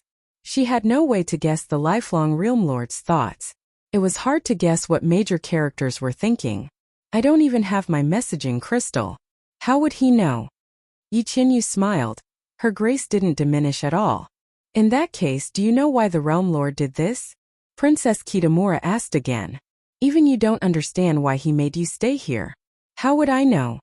Yi Qinyu stared at Princess Kitamura. Clearly, this wasn't the first time the two of them chatted. Maybe it's because your dance is too beautiful and the Realm Lord is infatuated with it. However, everyone in the lifelong realm knows that the reason he went out to battle back then was because of you. The Realm Lord wouldn't want to snatch your love away. Hence, he only made you dance for him to watch. Princess Kitamura calmly spoke. If not, she truly couldn't think of any other reasons. You didn't ask him? Yi Qinyu smiled. Princess Kitamura started. It has been a very long time since she contacted Qin Wentian. Could it be that you want to tell him about your encounter here? Princess Kitamura asked. You didn't ask him because the moment you did, he would surely find out about my situation and know of my encounter. He would hate the lifelong Realm Lord and might do something impulsive, causing a calamity to befall him. Hence, you would rather not tell him that you are here in the lifelong Saint Hall. Yi Qinyu's beautiful eyes stared at Princess Kitamura as she smiled. You like him, right? Princess Kitamura's beautiful eyes froze. After that, she stood up and turned to leave. Upon seeing this scene, Yi Qinyu smiled back. Then, for the sake of you, he has already acted against you once. Hence you don't dare to tell him. You are afraid that he would act impulsively again for the sake of me. Baiming Yuhuang didn't halt her steps. She directly left the area and swiftly vanished from sight. Yi Qinyu stared at her back as she mumbled, You must have ravaged quite a number of females in Lifefire City, right? Right now, Qin Wentian wasn't in Lifefire City. Right now, he was strolling around Heavenly City. The Thousand Feathers Palace of the past had already become the territory of others, and was currently open for business. Upon seeing Qin Wentian entering, the beautiful serving girl couldn't help but smile when she saw his extraordinary demeanor. Sir, what do you want? I can recommend something. I'm just taking a walk around casually. Qin Wentian smiled. His originally handsome face was exceptionally mesmerizing when he smiled. The beautiful serving girl stared at him in a daze as her heart pounded. Right now, Qin Wentian's demeanor was simply too attractive. One could tell that he was an extraordinary character with a single glance. Okay, I will bring sir around. The serving girl gently smiled. No need, I can just walk around by myself. Qin Wentian smiled and walked away. The serving girl had a look of disappointment on her face as she stared at Qin Wentian's back. Qin Wentian came to the inner palace of the Thousand Feathers Palace. However, the appearance of this place had already changed. He walked all the way to a tall platform in the backyard, and stared at this majestic city that resembled a dragon's vein. Who is it? Someone coldly spoke. After that, several immortal emperors appeared here, coldly staring at Qin Wentian. Sir, this place is private property. You are not allowed to barge in. Sorry, I've stayed here before. Hence, I'm just taking a walk around. Qin Wentian smiled. Those people could sense Qin Wentian's extraordinary demeanor, but they couldn't see through his cultivation base. Hence, they couldn't help but feel hesitant in their hearts. Right now, Qin Wentian spoke again. I'll just take a seat and leave. I won't do anything else. Sorry for the disturbance. After speaking, Qin Wentian sat down as though there was no one else here. He took out a flask of wine and started to drink alone. The image of Yi Qinyu in the past flashed in his mind. Right now, he wondered how Yi Qinyu was doing. Those people left, but they didn't go too far away. They stood outside and stared at Qin Wentian. A light breeze blew by. The wine didn't intoxicate him. Qin Wentian was the same as Yi Qinyu in the past. He laid there lazily and stared at the majestic city, exuding a sense of loneliness. The supreme ancient immortal realms were boundlessly vast. He had met many people here. However, the person who left the deepest impression in his mind was naturally Yi Qinyu. Maybe there was also Yu Huang. However, she couldn't be considered someone from the supreme ancient immortal realms. Are you doing well? At this moment, a voice rang out in his mind. Qin Wentian almost thought that he was hearing things. He couldn't help but to start. After that, he took out his messaging crystal and sent his immortal sense in. He found a strand of immortal sense and asked, Yuhuang, how are you? The gentle voice rang out again. A smile appeared in Qin Wentian's eyes. I was just thinking about you. I didn't expect you to send me a message so quickly. I'm doing well, but what about you? Where did the Lifefire Empyrean arrange for you? I can't see you every time I go to the Lifefire Palace. I'm in the lifelong Saint Hall. Princess Kitamura spoke in a light voice. Qin Wentian's eyes narrowed. He placed the wine flask down and slowly sat up. He asked, "Why are you in the lifelong Saint Hall? When did this happen?" "Back then, after you displayed your brilliance in Lifelong City, the lifelong Realm Lord transferred me to the lifelong Saint Hall. From then on, I've been staying there. The Lifefire Empyrean also severed all contact with me. It's like I suddenly became someone of the lifelong Saint Hall." Princess Kitamura spoke in a light voice. From her tone, one could tell that she didn't know the reason. Qin Wentian's heart pounded violently. Many thoughts flashed through his mind. He thought of the Gemini Palace Lord. He thought of ancient Emperor. There was only one possibility for the lifelong Realm Lord to know Princess Kitamura. It was because of Qin Wentian. The lifelong Realm Lord investigated him and felt that Qin Wentian was the disciple of ancient Emperor. And back then, he and Princess Kitamura appeared in Jialan Emperor City as fellow apprentice brother and sister. Because of this, the lifelong Realm Lord transferred Princess Kitamura to the lifelong Saint Hall. Did the lifelong Realm Lord ask you anything? For example, the relationship between us and our sect? Qin Wentian asked. Princess Kitamura fell silent for a moment, as though she was thinking. After that she replied, "Sometimes when we chatted, I don't know if it was a hint or not. But I didn't ask for more details." Qin Wentian fell silent. A moment later, he asked again, "Have you met Yi Qinyu before? I've been waiting for you to ask." Princess Kitamura immediately replied, "Not long ago, I met her. I don't know why, but the lifelong Realm Lord doesn't respect her at all. Although he didn't make things difficult for her, he would often make her dance for him." Qin Wentian's expression instantly changed, becoming somewhat unsightly to behold.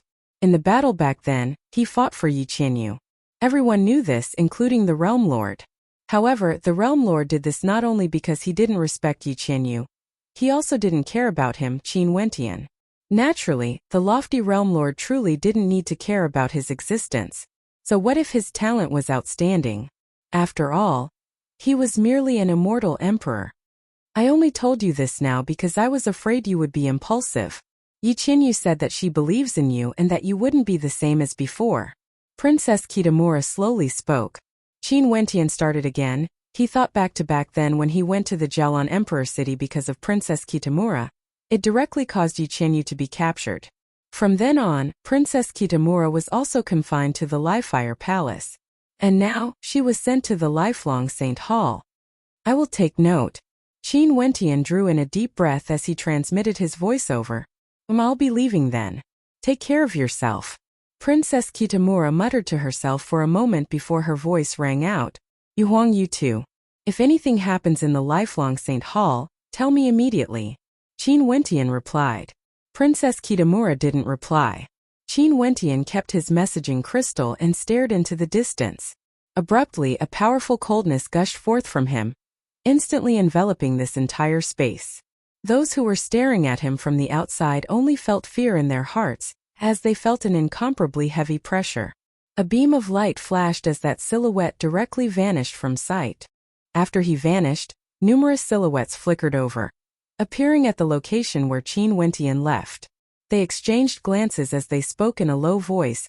"That person is so terrifying." Chapter 1640. Bastard, he actually dared to act as a bandit to kill him. He had to pay any price to kill him. At this instant, the subordinates of the Jialan monarch were all stunned. In fact, they even forgot about the battle, they forgot everything. Only to see several figures descending from the sky. All of them were wearing special masks. Their faces couldn't be seen clearly. There were actually 3 immortal emperors among them, while the others were all immortal kings. One must know that as one of the 9 monarchs of the Lifefire Palace, his strength was extremely powerful. Even if the Jialan clan used some tricks, if he wasn't strong enough, no matter how much support the Jialan clan gave him, it would be impossible for him to ascend to the throne. How could someone who was too weak be able to guard such a vast territory? Even a random bandit wouldn't be able to deal with him. That mid-stage immortal emperor instantly took out his messaging crystal and sent a message in, "Monarch, there are bandits trying to plunder the mine." However, the bandit leader's saber didn't stop. This saber slashed through the void. When it slashed out, The Jalan monarch only felt his soul being lacerated as he groaned in misery. After that, he saw the bandit leader walking over. The bandit leader stretched his hand out and made a grabbing motion in the air. This grab was like the hand of a devil king of darkness. Back then, the grudge between the Jalan monarch and Qin Wentian caused a terrifying storm. Qin Wentian and the evil emperor slaughtered their way into the emperor palace, killing many experts there. The Jalan monarch's power was damaged, and he was no longer regarded as highly by his clan. In addition to the pressure from the Livefire Empyrean, he had been living a very unhappy life during these years. The expression of the Jalan monarch instantly turned incomparably heavy. The demonic white snake arced through the air, instantly appearing above the bandit leader. It opened its jaws wide, wanting to devour the bandit leader in a single gulp. The Jalan monarch died? Someone who wants your life. At this instant, the eyes of the bandit leader flashed with terrifying lightning sabers, directly shooting into the eyes of the Jalan monarch, aiming for his soul. Boom! The space trembled. The Jalan monarch felt like he was being held in the palm of a devil king. He struggled madly. His eyes were cold to the extreme as he stared fixedly at the bandit leader. He roared in rage, "Who are you?" The Jalan monarch furrowed his brows. Staring at the other party's reaction, he faintly sensed that the other party was clearly waiting for him to come. At this moment, many people felt their hairs stand on end. Had this world gone mad? Even bandits were so crazy. The expression of the guardian below was as pale as paper. But at this moment, a resplendent spatial energy gushed over as a terrifying aura erupted over. A voice rang out, "Who dares to behave atrociously in my territory?" The bandit leader acted as though he didn't see anything. He took a step out, causing the heavens and earth to rumble as a tyrannical might engulfed the area. Beams of saber light flashed through the air, akin to black lightning, directly slashing the demonic beasts into pieces. In the darkness, a white bolt of lightning shot towards the Jalan monarch. Demonic scales appeared on the bandit leader's arms as he punched out, manifesting a gigantic snake that danced in the air. "You are..." The Jalan monarch roared. However, with a thunderous boom, that terrifying palm imprint of darkness directly slammed together, suppressing everything. The Jalan monarch's body trembled violently as fresh blood gushed out. He directly shut his mouth as his face turned ashen. His eyes were filled with despair as he stared at the bandit leader, filled with boundless terror and rage. At this instant, the Jalan monarch wanted to take out his messaging crystal and report the identity of the bandit leader. However, it was already too late. He was filled with deep despair. Boom! Boundless destructive energy gushed forth. The Jalan monarch was about to be completely destroyed. Before he died, he suddenly thought of many things he thought of the past. He was a genius of the Jalan clan and was heavily nurtured by the clan. The clan arranged for him to seize the position of the Livefire Palace's monarch, giving him a lofty position. His authority towered up into the sky and he could control the life and death of many people. In addition, countless terrifying resources flowed through his hands. "If you all leave now, I can just treat this as a misunderstanding." The sky was blue, the sky was clear for 10,000 miles. A light breeze blew by, causing people to feel extremely comfortable. However, the people of the heavenly meteor mine were all extremely tense. The day of opening was always an extremely important day. There was no room for mistakes. Everyone was on high alert.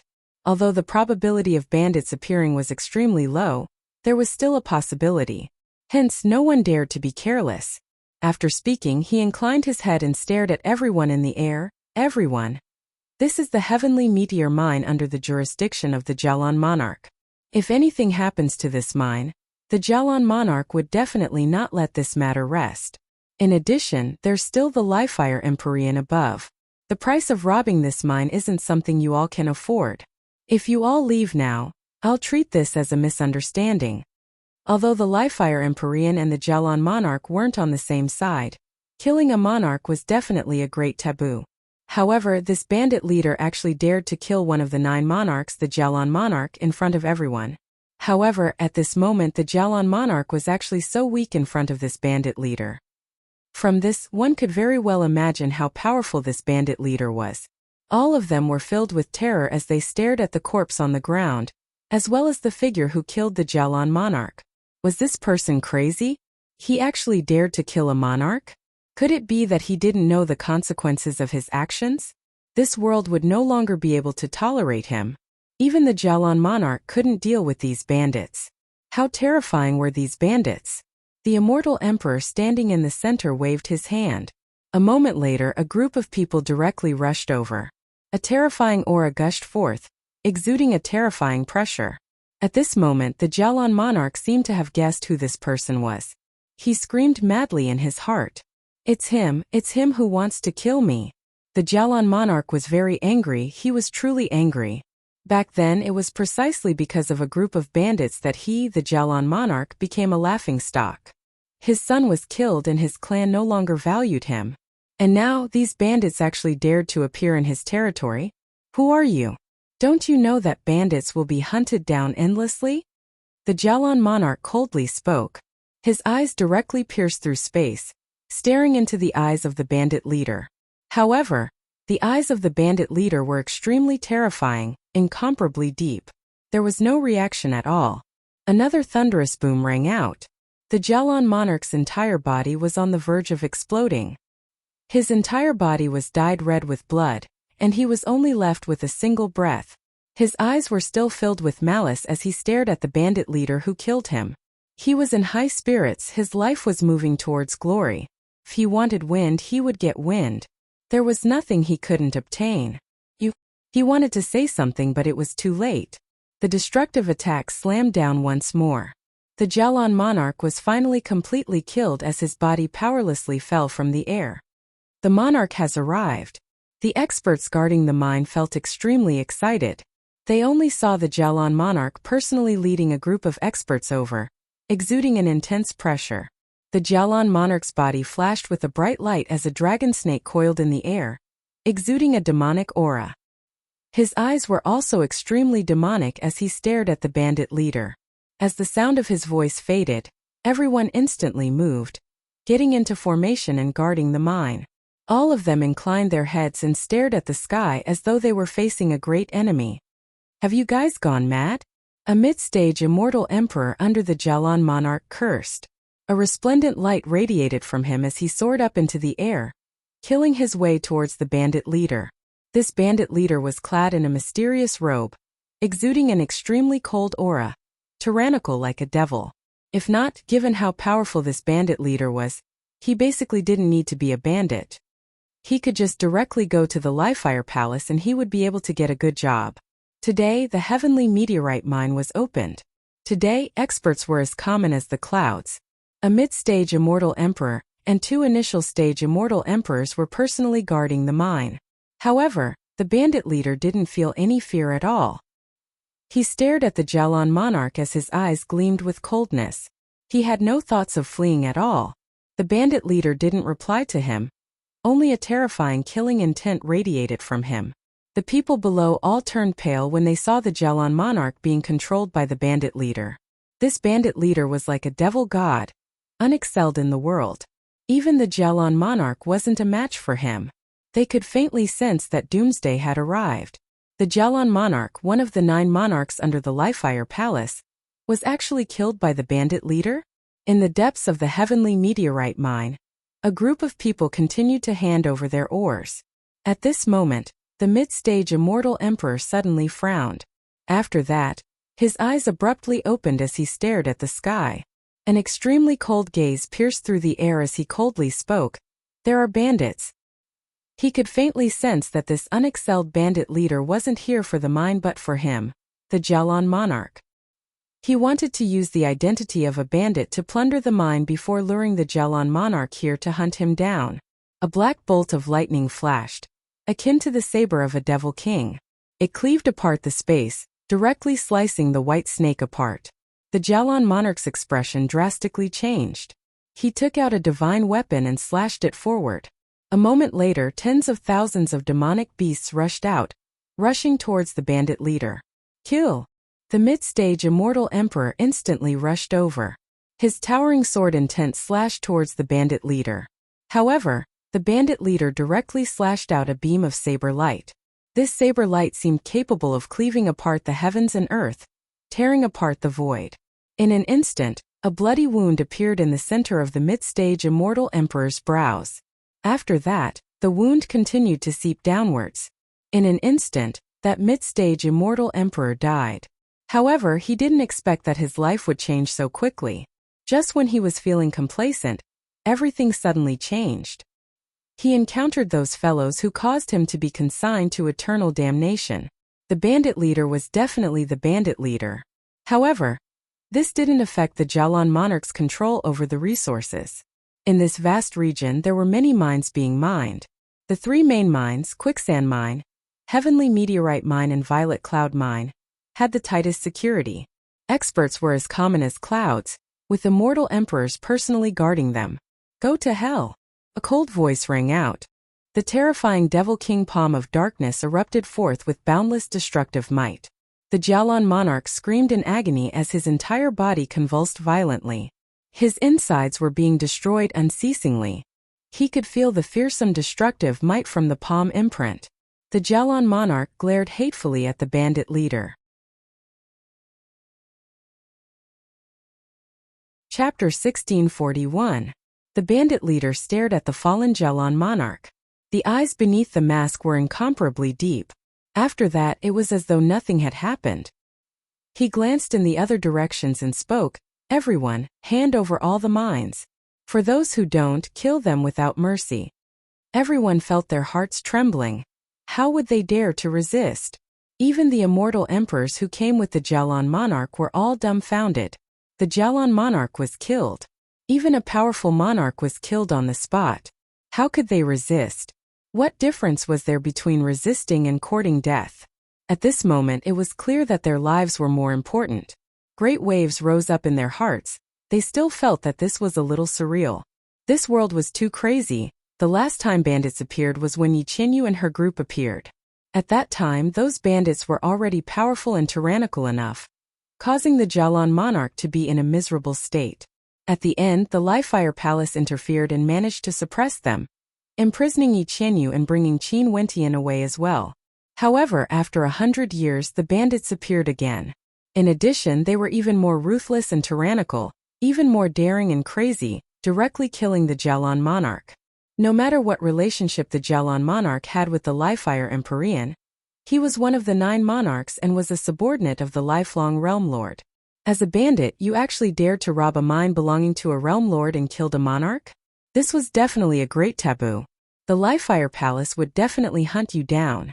If you were merely a bandit, the Livefire Palace would only investigate the Jalan monarch. But since the Jalan monarch was killed by you, how could the Livefire Palace not investigate to the end? These bandits were prepared to endure the towering anger of the Livefire Palace. However, all of these were matters for the future. The subordinates of the Jalan monarch, the guards of the Skyfall mine, all trembled as they handed over the mines. No one dared to resist and all of them were extremely obedient. The bandits directly seized the mines and no longer killed anyone. It was like they were just a bunch of ordinary bandits. If the Jalan monarch didn't die, let's go. After that, the bandit leader waved his hands. The group of them soared into the air and swiftly vanished from this area.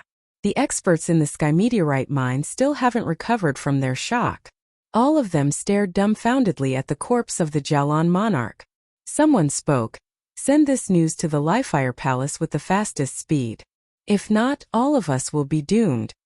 As for the group of bandits, they directly left the Sky Meteorite mine and arrived in the airspace above a desolate mountain far away.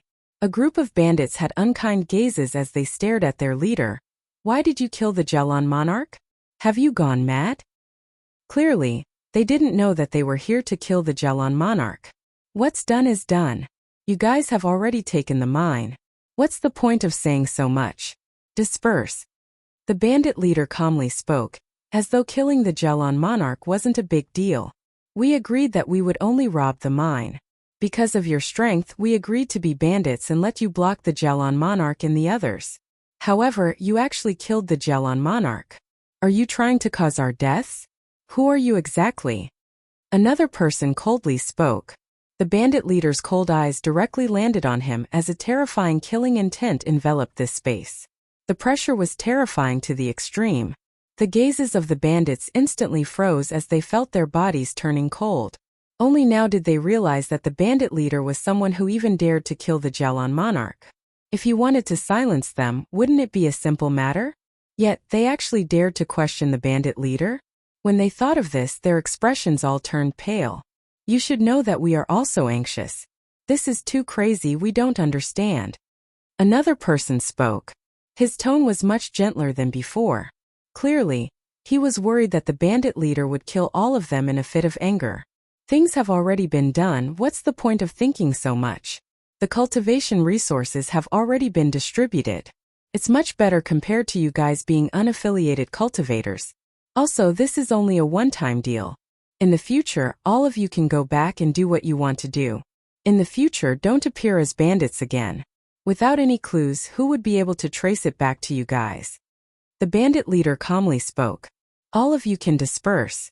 You guys don't even know each other's identities. Just leave and we won't have anything to do with each other in the future. The eyes of everyone flashed. This bandit leader was right. It's just that this time around, they didn't leave any clues behind. It wouldn't be so easy to trace them back to them. This time around, they chose to become bandits because it was too tough to be unaffiliated cultivators.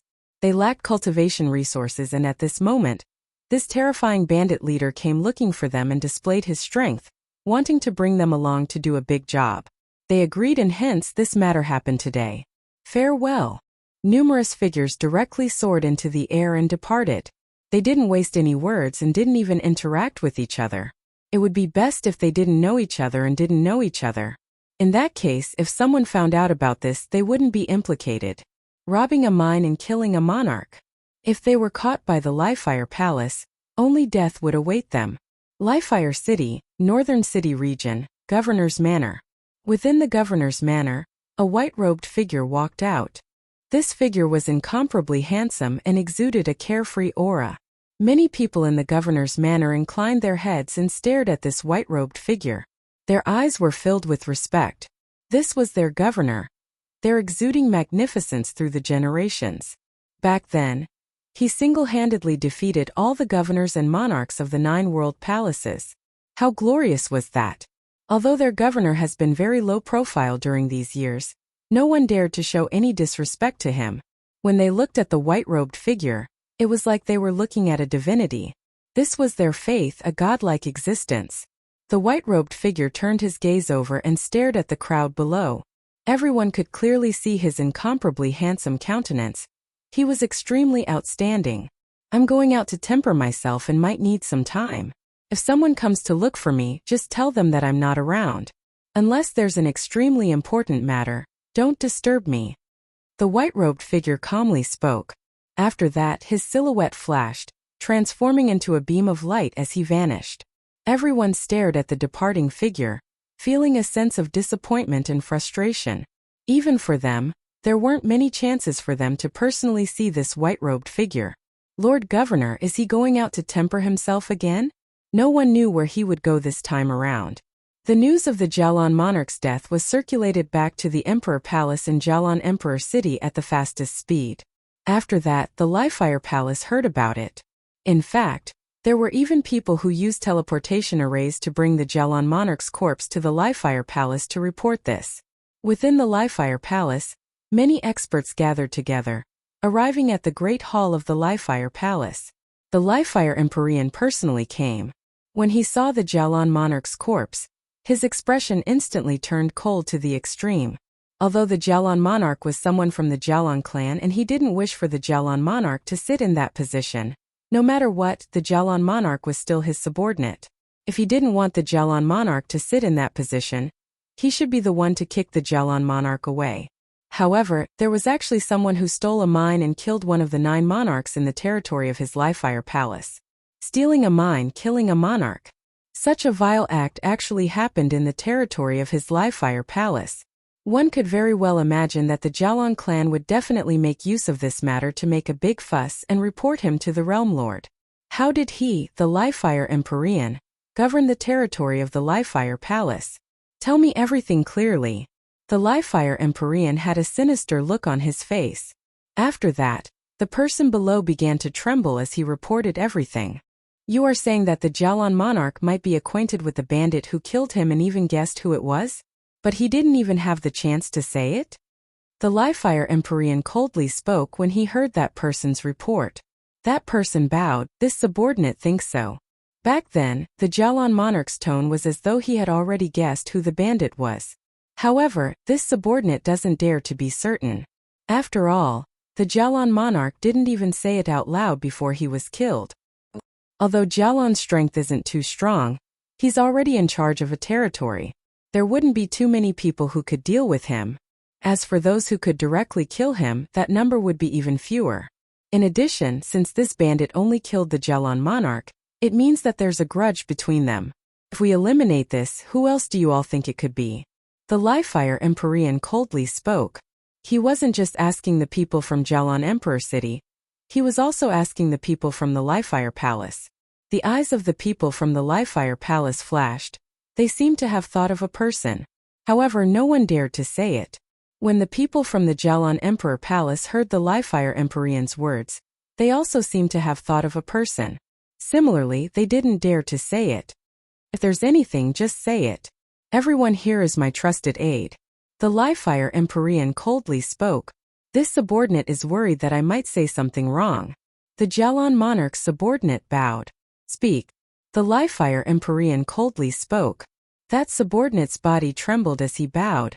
There's such a person. He was once a bandit, and he definitely has the strength and motive to kill the Jalan monarch. The eyes of everyone flashed. Sharpness gleamed in many people's eyes. The words of this person were exactly the same as what they were thinking. Although this person has always been low profile, would he really do such a thing?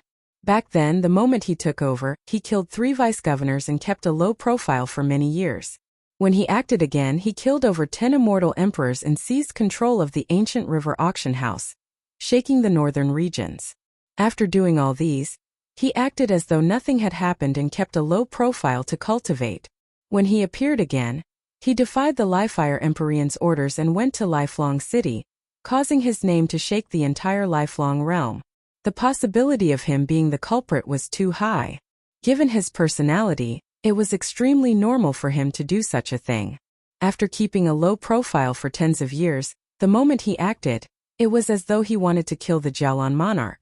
At this moment, even the Livefire Empyrean's eyes flashed with an extremely cold light. Was it really him? Did he dare to be so audacious to provoke him? During these years, both of them had a tacit understanding, coexisting peacefully. The Livefire Empyrean didn't find trouble with the Jalan monarch, and the Jalan monarch was also very low profile and humble, quietly serving as his vice-governor, not creating trouble or stirring up trouble. If the Jalan monarch continued acting like this, the Livefire Empyrean wouldn't mind continuing to rope him in. However, if the Jalan monarch bore a grudge for what happened in the past and killed the Jalan monarch, that would be crossing his bottom line. Not only did this mean that the Livefire Empyrean would be smacking his face, there was another layer of meaning. Today the Jalan monarch could kill the Jalan monarch. In the future, when he was strong enough, would he be able to do the same to the Livefire Empyrean? Chapter 1642. The Livefire Empyrean's expression turned heavy. It was very rare for him to be like this in front of his subordinates, but some people seemed to be challenging his bottom line.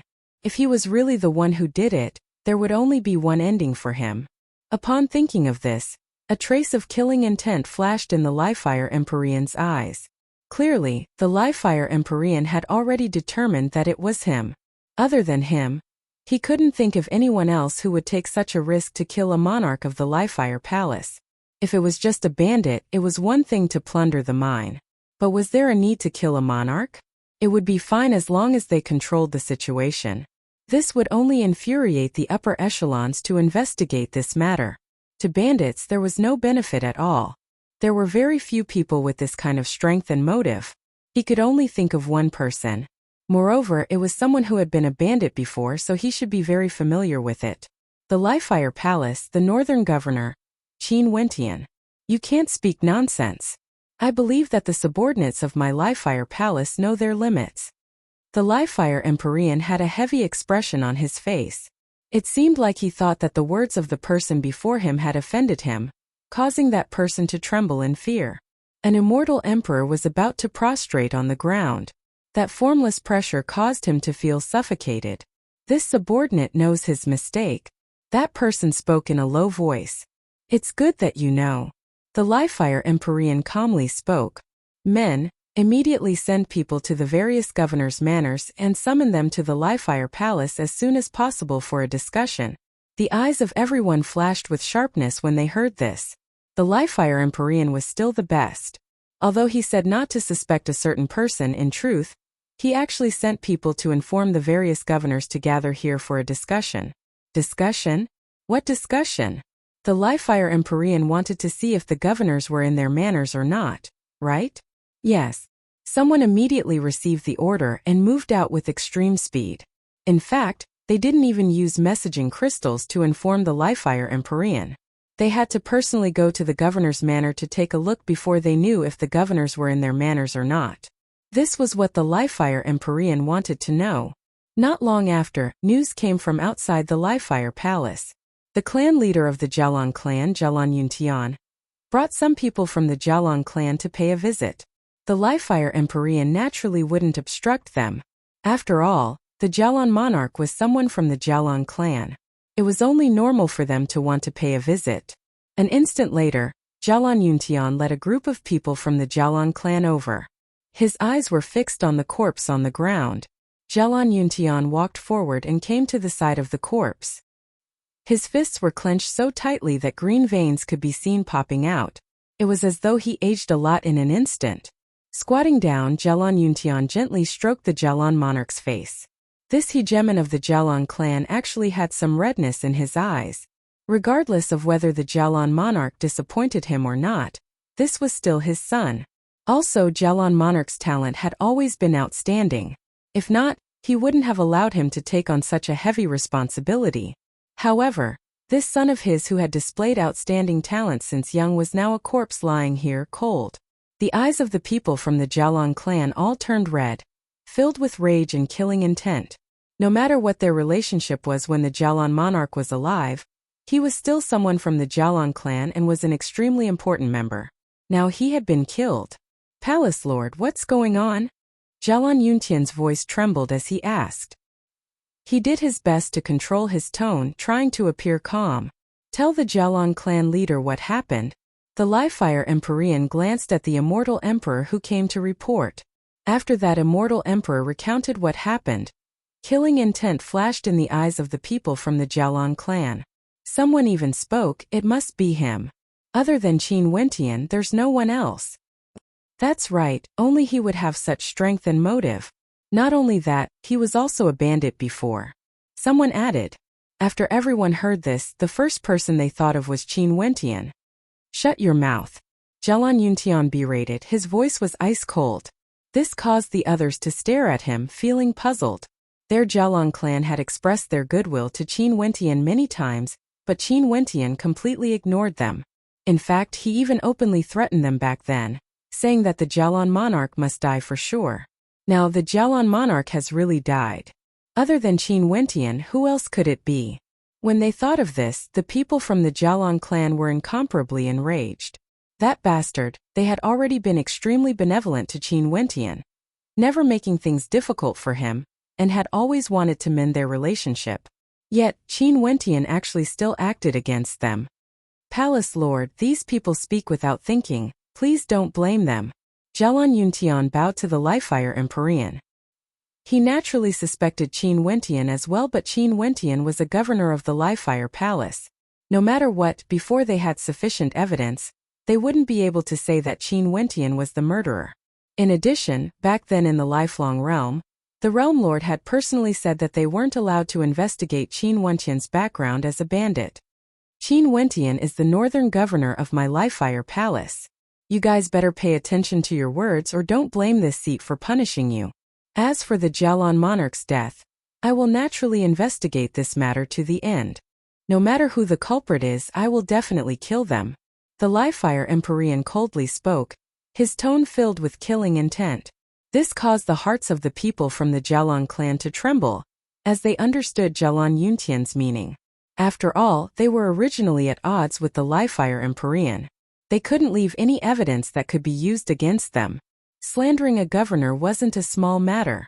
Although they felt that this was definitely the case, at the very least, they haven't found out anything yet. I've already sent a message to the governors of Liefire City, telling them to investigate this matter. Jalan clan leader, don't worry. The Liefire Empyrean's tone softened as he calmly spoke. The eyes of the people from the Jalan clan flashed. Did he already send a message to the governors? In that case, they would soon know whether Qin Wentian was in the governor's manor or not. Since this was the case, they would just wait here. Time slowly flowed by. The atmosphere in the majestic Liefire Palace grew heavy. The death of a monarch was definitely not a small matter, let alone the fact that he was killed by bandits. Very swiftly, this news circulated to Liefire City. For a period of time, the entire city was in a commotion as many people discussed about this. The Jalan monarch was actually killed by someone. Under the Liefire Palace there was a grand governor, 5 governors and 9 monarchs. But in truth, the monarchs were the true rulers of a region. They controlled mines and resources and had immense authority. They also controlled many cities, and the cultivation resources they could obtain far surpassed what governors could compare to. Even a grand governor wouldn't be able to compare to them. However, the Jalan monarch of the Jalan clan was actually killed by bandits. This matter instantly spread like wildfire.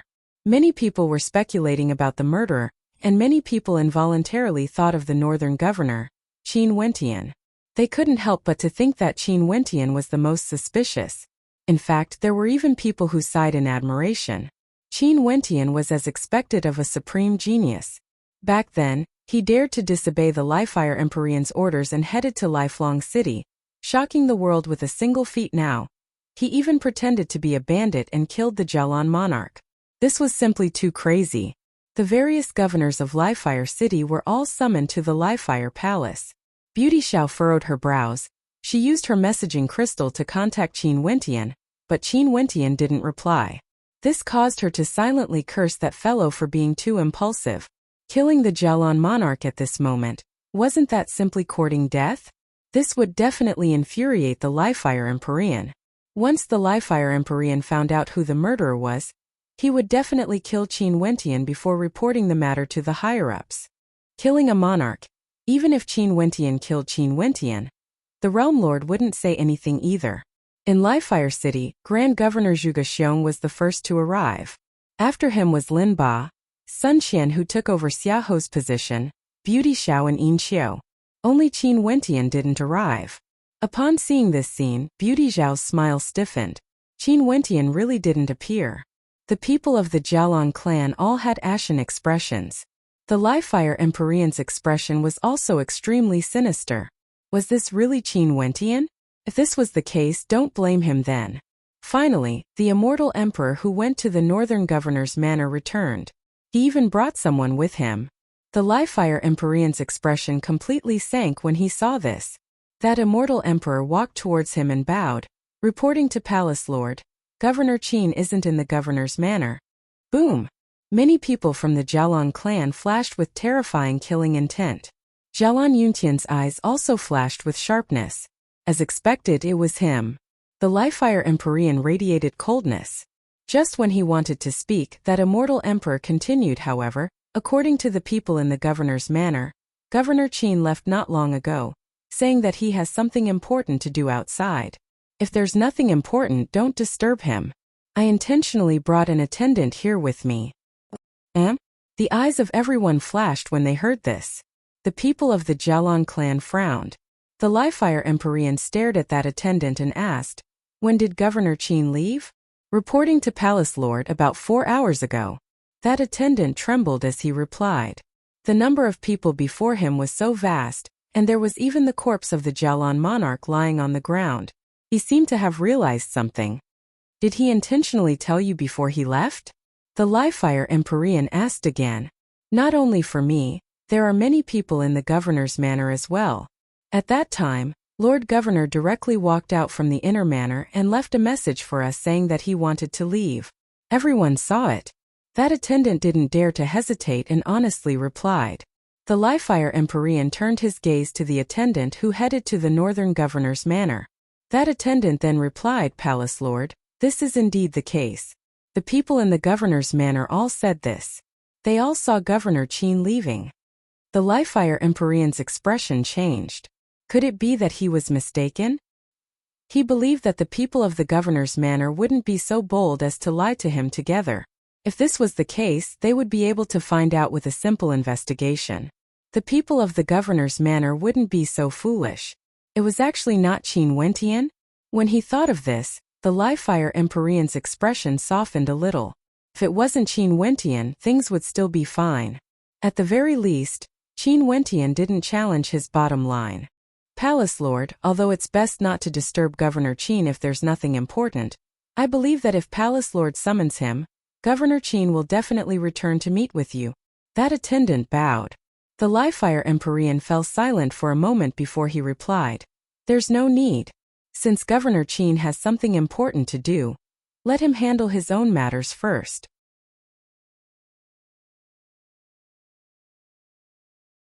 Chapter 1643. 4 hours ago, Qin Wentian was still in the governor's manor and left after that. In that case, the person who killed the Jialan monarch couldn't be Qin Wentian. If he didn't use the teleportation array in the Jialan Emperor Palace as well as the Li-Fire Palace's teleportation array, it was impossible for Qin Wentian to return in such a short period of time. Also, even if he managed to enter the teleportation array in the Jialan Emperor Palace, what about the Li-Fire Palace's teleportation array? Since so many people saw it at the same time, there was no way this could be faked. They could already eliminate the suspicion of Qin Wentian. The Li-Fire Empyrean's heart also relaxed a little. Maybe it wasn't a vendetta. Someone was simply too arrogant and wanted to challenge the Li-Fire Palace's prestige, hence killing the Jialan monarch. The people of the Jialan clan were also puzzled. Could it be that the culprit really wasn't Qin Wentian?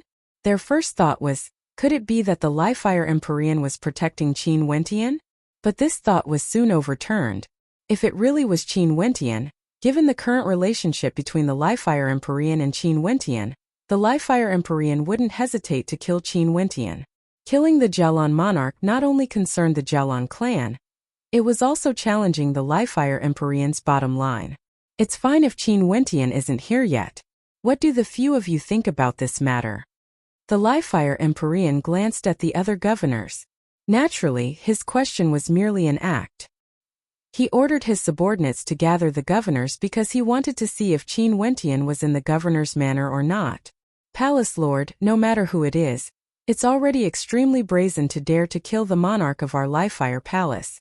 We have to investigate this thoroughly, and after we capture those bandits, we have to execute them in public to shock the world. If not, if other bandits imitate us in the future, where would the prestige of our Li-Fire Palace be?" The new governor Sun Qian spoke. Naturally, there was nothing more to say now. "Zhuge Xiong, what do you think?" The Li-Fire Empyrean glanced at Zhuge Xiong. Did the bandits leave any clues behind? Zhuge Xiong's eyes gleamed as he looked at the person who came to report.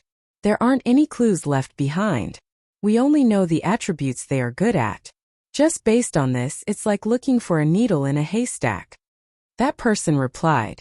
In the supreme ancient immortal realms, there were simply too many experts. It was unknown how many people were proficient in the same law attribute. Unless one coincidentally encountered the other party and saw the combat style of the other party, only then would they be able to recognize the other party. However, such an opportunity was basically impossible. "Palace Lord, they committed such a huge crime, robbing so many mines. There's a high possibility that this is the only time they would appear. If they don't appear again in the future, it would be like searching for a needle in a haystack if we want to find them. We have no clues at all. If we want to break through, we can only act from within the group of bandits." Zhuge Xiong reported to the Li-Fire Empyrean. "What should we do exactly?" The Li-Fire Empyrean glanced at Zhuge Xiong. "Split up. The one who killed the monarch is only the bandit leader. There's no need for us to kill all of them. We can spread the news that as long as it's not the bandit leader, as long as one of them comes forward to surrender, we will give them great rewards and we won't pursue this matter. In this case, it's enough if one of them comes forward to surrender. We can then use this chance to dig out the others." Zhuge Xiong spoke. The Livefire Empyrean frowned. Could it be that we won't pursue this matter if they come forward to surrender? And even give them great rewards? Palace Lord, it's just that our Livefire Palace won't pursue this matter. Zhuge Xiong had a deep look in his eyes. He even intentionally glanced at the people from the Jialan clan, causing the eyes of everyone to flash.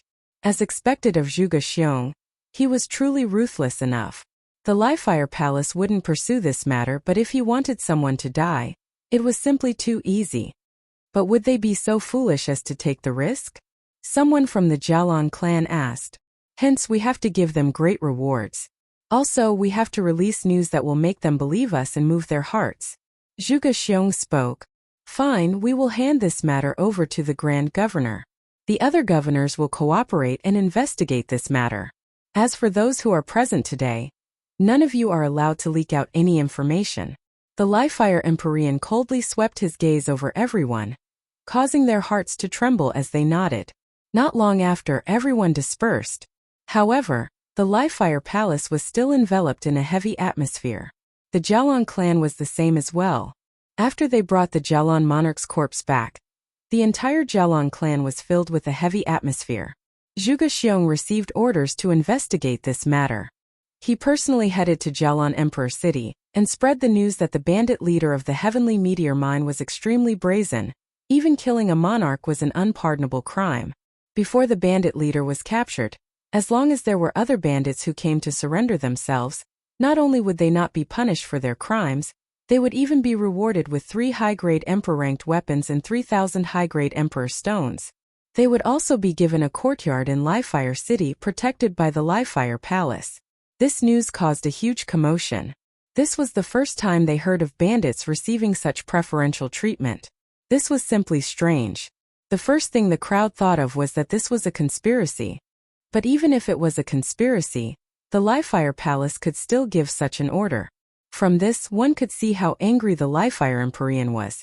They didn't even care about face and wanted to capture the bandit leader no matter what. After all, a monarch was killed. There were also a small number of people who guessed that this might be true. The Livefire Empyrean personally gave the order. There shouldn't be any falsehood. Maybe the Livefire Empyrean really wanted to find the bandit leader and execute him in public. However, they didn't have any clues and had no choice but to use this method. Qin Wentian was the target of suspicion. However, he clearly knew that the Livefire Palace naturally wouldn't be able to find out anything. In fact, it was very possible that they would never be able to find out anything. Even if those bandits really surrendered themselves because of their foolishness or greed, so what of it? Those bandits simply didn't know who their leader was. Although they had seen the face of the bandit leader, it was a deliberate disguise. It was a disguise that the bandit leader had used to disguise his appearance. In fact, even his aura was fake. How could they possibly find out who he was? As for who the killer of the Jialan monarch was, their suspicions weren't wrong. The killer was none other than Qin Wentian. When he was in Heavenly City, he received news from Princess Kitamura and learned of Yi Qianyu's encounter in the lifelong Saint Hall. After that, he also saw that Princess Kitamura was also imprisoned there. The flames of hatred from back then instantly ignited in his heart. If it wasn't for the Jialan monarch, everything wouldn't have happened. Yu Huang wouldn't have been trapped so deeply, from the Jialan Emperor City to the Livefire Palace, and then to the lifelong Saint Hall. Yi Qianyu wouldn't have been imprisoned in the Livefire jail for tens of years and even placed under house arrest in the lifelong Saint Hall, suffering humiliation and being used as a dancer. Based on the relationship between him and Yi Qianyu had only danced for him once, and that was on the cold lake in Jialan Emperor City. No matter what the Jialan clan did, the Jialan monarch was destined to die no matter what. Under a fit of rage, Qin Wentian gathered some people and directly acted, killing the Jialan monarch in the Skyfall mine, settling this grudge. As for the figure that appeared in the governor's manor, it was naturally to prove that he didn't kill the Jialan monarch. At that time, he was still in the governor's manor. That figure naturally couldn't be Qin Wentian's true self. It was Ditian. It was extremely easy for Ditian to appear in the governor's manor. As long as he changed into a set of white robes and sealed his aura, there would be no difference between him and Qin Wentian after he took off his mask. His reason for leaving was naturally very simple. It was impossible for him to go to the Livefire Palace to confront the Jialan monarch. He could easily hide from his subordinates in the governor's manor. In fact, those people wouldn't even dare to use their immortal senses to probe his aura. But if he went to the Livefire Palace, there would be a risk of him being exposed. Hence, he directly said that he had something to do and that if there was nothing major, don't look for him. He believed that as long as the Livefire Empyrean knew that he had just left the governor's manor, and that there were many witnesses, as well as the words he left behind, the Livefire Empyrean wouldn't look for him. Right now, the Livefire Empyrean was still very polite to him. Since the Jialan monarch's death had nothing to do with him, was there any meaning in forcefully summoning him to the Livefire Palace? This move could be said to be crossing the sea with the heavens. As long as no one knew that Qin Wentian was Ditian, no one would ever know that he was the one who killed the Jialan monarch. As long as he didn't kill the Jialan monarch, the Livefire Empyrean would continue to be polite to him, maintaining their previous relationship. Hence, Qin Wentian basically didn't need to care about how the Jialan monarch's death would affect him. Over at Livefire City, Ditian was still keeping an eye on things.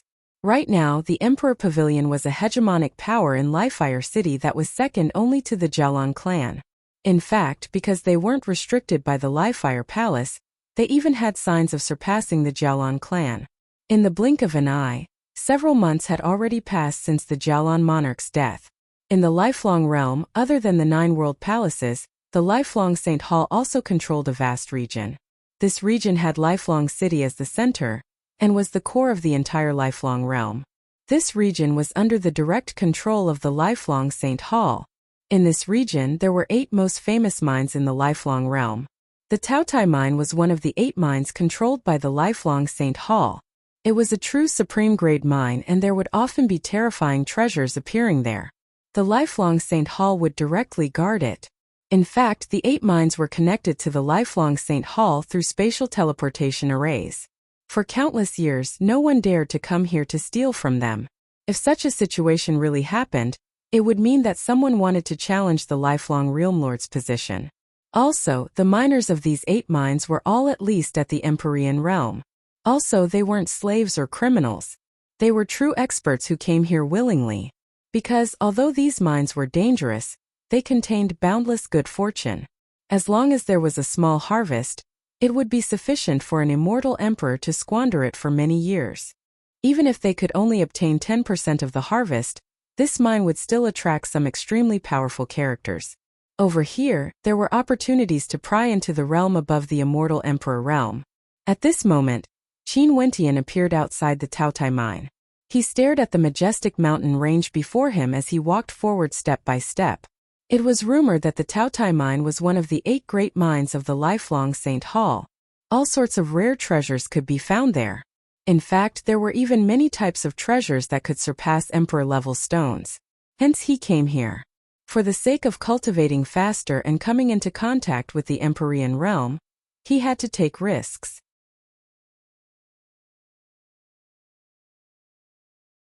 Chapter 1644. Indeed, you are ignorant and inexperienced. Elian laughed, calmly glancing at Qin Wentian. Qin Wentian smiled and nodded in response. He didn't mind it at all.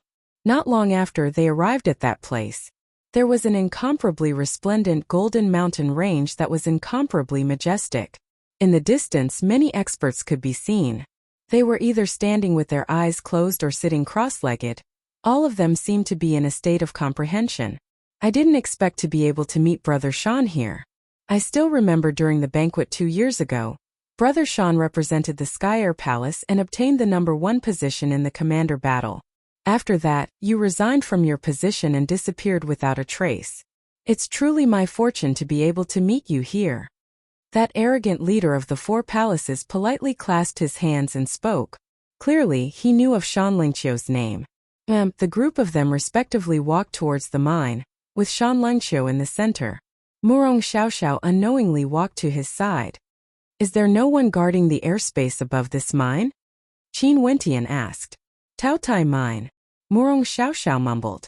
After that, a smile appeared on her face as she spoke to Shan Lingqiu. Brother Shan, my strength is weaker. This mine is filled with danger. If I follow you, you have to protect me. I Ching and Elian glanced at Qin Wentian. Elian's eyes flashed with disdain. Although he was a peak-stage immortal emperor, an unaffiliated cultivator was still an unaffiliated cultivator. He actually didn't even know this. She then glanced at Shan Lungqiu, feeling that the disparity between them was too great. It's just that this woman Murong Xiaoxiao was truly shameless enough. She actually chose to follow him. The lifelong realm was simply too vast, so vast that it was boundlessly vast. Just lifelong city alone already had many empyrean powers, let alone the boundless lifelong realm. There were many other major powers hidden within. Although world overlords who stood at the peak were extremely rare, there would definitely be many powers on the same level as palace lords. In the middle of the vast mine there was a huge piece of flat land. This place was the entrance to the mine. At this moment more and more people came here. Qin Wentian was among them. There were many experts around him, all of them were immortal emperors. They were either alone or in groups of 2 or 3. Occasionally, sounds of discussion could be heard. Seeing that everyone was tempted, the young man smiled and said, "This is the Taotai mine, one of the 8 great mines. Having one more friend will increase our chances of success. The 4 of you should be disciples of major powers, right?" The people who just arrived all shook their heads. After that, the guard pointed to the front and said, "If you continue forward, you will reach the entrance of the Taotai mine. I'm sure everyone here understands the rules of the Taotai mine. You can enter and exit at any time, please do as you please." What was even more relaxed was that the Taotai mine did not have to hand over all of its ores on a fixed schedule. Instead, they could come out at any time and hand over all of the ores that they had dug out. Afterward, they would be able to obtain 10% of the ores. That's right. With Brother Shan's talent and identity, why did you come to the Taotai mine? I Ching asked. Everyone, please wait a moment. At this moment a silhouette appeared, causing everyone to stop in their tracks. They turned their heads to look at the person who spoke. It was a young and handsome man. His temperament was extraordinary, and there was a beautiful celestial maiden beside him who bore a striking resemblance to him. Shan Lingqiu calmly nodded. A moment later, the eyes of everyone in the surroundings gleamed with a strange light. Although they were also characters from major powers, their statuses couldn't be compared to Shan Lingqiu, the eldest disciple of the Skyer Empyrean. Let's go and take a look. Shan Lingqiu's silhouette flashed as he shot out like a bolt of black lightning, speeding towards that direction.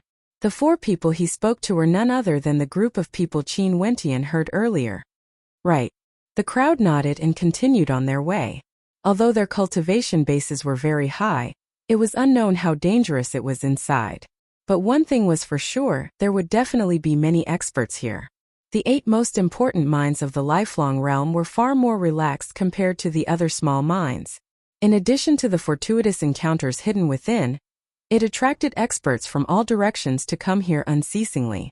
This in itself was a kind of strategy. Otherwise, even if there were a lot of fortuitous encounters, if the restrictions were too tight, it would still be very difficult to attract experts to come here to take risks. So much so that some of them came here only for the sake of tempering themselves. Some of them just wanted to broaden their horizons. Are you guys really disciples of the Green Cloud Mountain? The peak stage immortal emperor in the lead asked. But who was the Skyer Empyrean? The lifelong realm lord. Wait for me. Murong Xiaoxiao spoke. The group of them increased their speed. Elian's beautiful eyes involuntarily glanced at Murong Xiaoxiao, as though she found her to be an eyesore. Brother Shan, for the sake of pursuing that cultivation realm, you can even give up your status as a monarch. How admirable! Murong Xiaoxiao's voice was gentle as she smiled. The group of them continued forward and finally entered the teleportation array. In an instant, they traversed a boundless distance and arrived above a mine. This mine was like an incomparably gigantic constellation, boundless and boundless. They stood in the air and felt incomparably tiny, only able to see a small portion of this mine. I didn't expect that I would be able to get acquainted with a disciple of the E-clan of the Green Cloud Mountain, and a genius from the 4 palaces of the desolate ground here. My name is Murong Xiaoxiao. A solitary fairy smiled. She was radiant and gentle. Her smile was like a crescent moon, exuding a pure beauty. However, given her cultivation base and the fact that she was an unaffiliated cultivator, how could one only look at the surface? I Ching, a disciple of the Green Cloud Mountain. This is my younger sister, Yi Lian. The young man smiled and nodded. Brother Tianwan, you might not know this, but the Taotai mine contains a terrifying Taotai energy that can devour the heavens and earth. In the airspace above the Taotai mine, a fearsome spatial tempest was formed, filled with all sorts of destructive auras. Let alone immortal emperors, even transcendents wouldn't be able to leave this place. They can only leave through the exit. I Ching smiled as he introduced. Fairy Murong. I Ching smiled and nodded to Murong Xiaoxiao. The people from the desolate ground palace also nodded to her.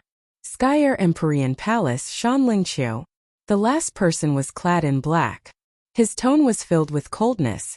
Even though this was a disciple of the Yi clan from the Green Cloud Mountain and the geniuses from the desolate ground palace, there was no way for him to be polite to them.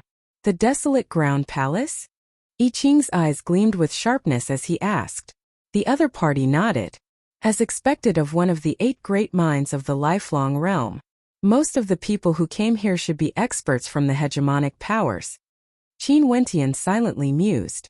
These hegemonic powers were similar to the Sword Spirit sect and Jialang clan, having palace lords. Qin Wentian followed behind. His countenance was incomparably calm, his heart like still water. He didn't expect that he would be able to casually encounter the Sky Air Palace Lord in the Taotai mine, a grand disciple of the lifelong realm. This place was truly a place with crouching tigers and hidden dragons. Disciples of the Yi clan. The eyes of the peak stage immortal emperor in the lead flashed. After that, he nodded lightly. Since this is the case, let's form an alliance then. We are from the desolate ground palace. Everyone, if you want to enter the mine, you have to allow us to inspect all your interspatial rings with our immortal sense. If there are any inconvenient items, you all can leave them behind after you return. At the registration area of the Taotai mine, a guard reminded. Everyone naturally understood this point. Every mine had such a rule. If they didn't check the interspatial rings on you, how would they know if you are hiding something? Hence, if you have any treasures or secret items, you wouldn't bring them with you. A powerful female immortal emperor right now was like a little girl, extremely gentle. Shan Lengqiu glanced at her and nodded. You can leave now. Shan Lengqiu, are you the eldest disciple of the Sky Air Palace Lord? Grand disciple of the Realm Lord? I Ching's eyes flashed with sharpness as he stared at Shan Lengqiu. This is spatial energy, but it doesn't seem to be pure spatial energy. Qin Wentian stared ahead at the majestic golden mountain that resembled a translucent ancient peak. Within it, there were some scattered silhouettes. All of them had deathly expressions on their faces and were as thin as firewood. It was as though they had been trapped inside for countless years. Senior brother, given your talent and cultivation base, you might really have a chance to break through to the immortal emperor realm, transcending mortality and entering sainthood. At this moment, a voice drifted over from the side. It was actually a group of immortal emperor-level martial brothers. The weakest among them was at the mid-stage of the immortal emperor realm, while the strongest among them exuded a terrifying aura. Clearly, they were already standing at the peak of the immortal emperor realm, and were here to search for good fortune to break through. Us siblings are disciples of the Green Cloud Mountain. I'm sure everyone knows the dangers of entering the Taotai mine. Not only is there a threat from the Taotai mine itself, there's also the threat from the various experts inside. Even if we manage to find the mine, we might not be able to snatch it away from them. Hence, every batch of people who entered the mine would form an alliance. There are 9 of us, why don't we form an alliance? The young man slowly spoke. What he said was the truth. Many batches of people who entered the mine would form an alliance. What a powerful spatial law energy. Qin Wentian mused in a low voice. What's that? At this moment, Murong Xiaoxiao turned her gaze towards the distance. Over there seemed to be a golden ancient mountain towering over there. Incomparably resplendent light cascaded down from the sky, cascading down on them, giving the ancient mountain a layer of holy light. The group of people continued on their way. Occasionally, Emperor Light would appear below, but they would only casually glance at it before continuing on their way. Ordinary Emperor stones couldn't even enter their eyes. The Taotai mine could be entered at any time. As long as one's cultivation base met the requirements of the immortal emperor realm, they would be able to enter and mine. It's me who is ignorant and inexperienced. Thank you for your guidance. Qin Wentian thanked I Ching. Before that cultivation base, what's the point of having the identity of a monarch or governor? Shan Lengxiu spoke in a low voice. Let's go. Unaffiliated cultivator, Tianwan. Qin Wentian smiled and nodded, not revealing his true identity. Everyone calmly glanced at Qin Wentian. Their attitude towards Qin Wentian was no longer as friendly as Murong Xiaoxiao. Beauties would always have an advantage.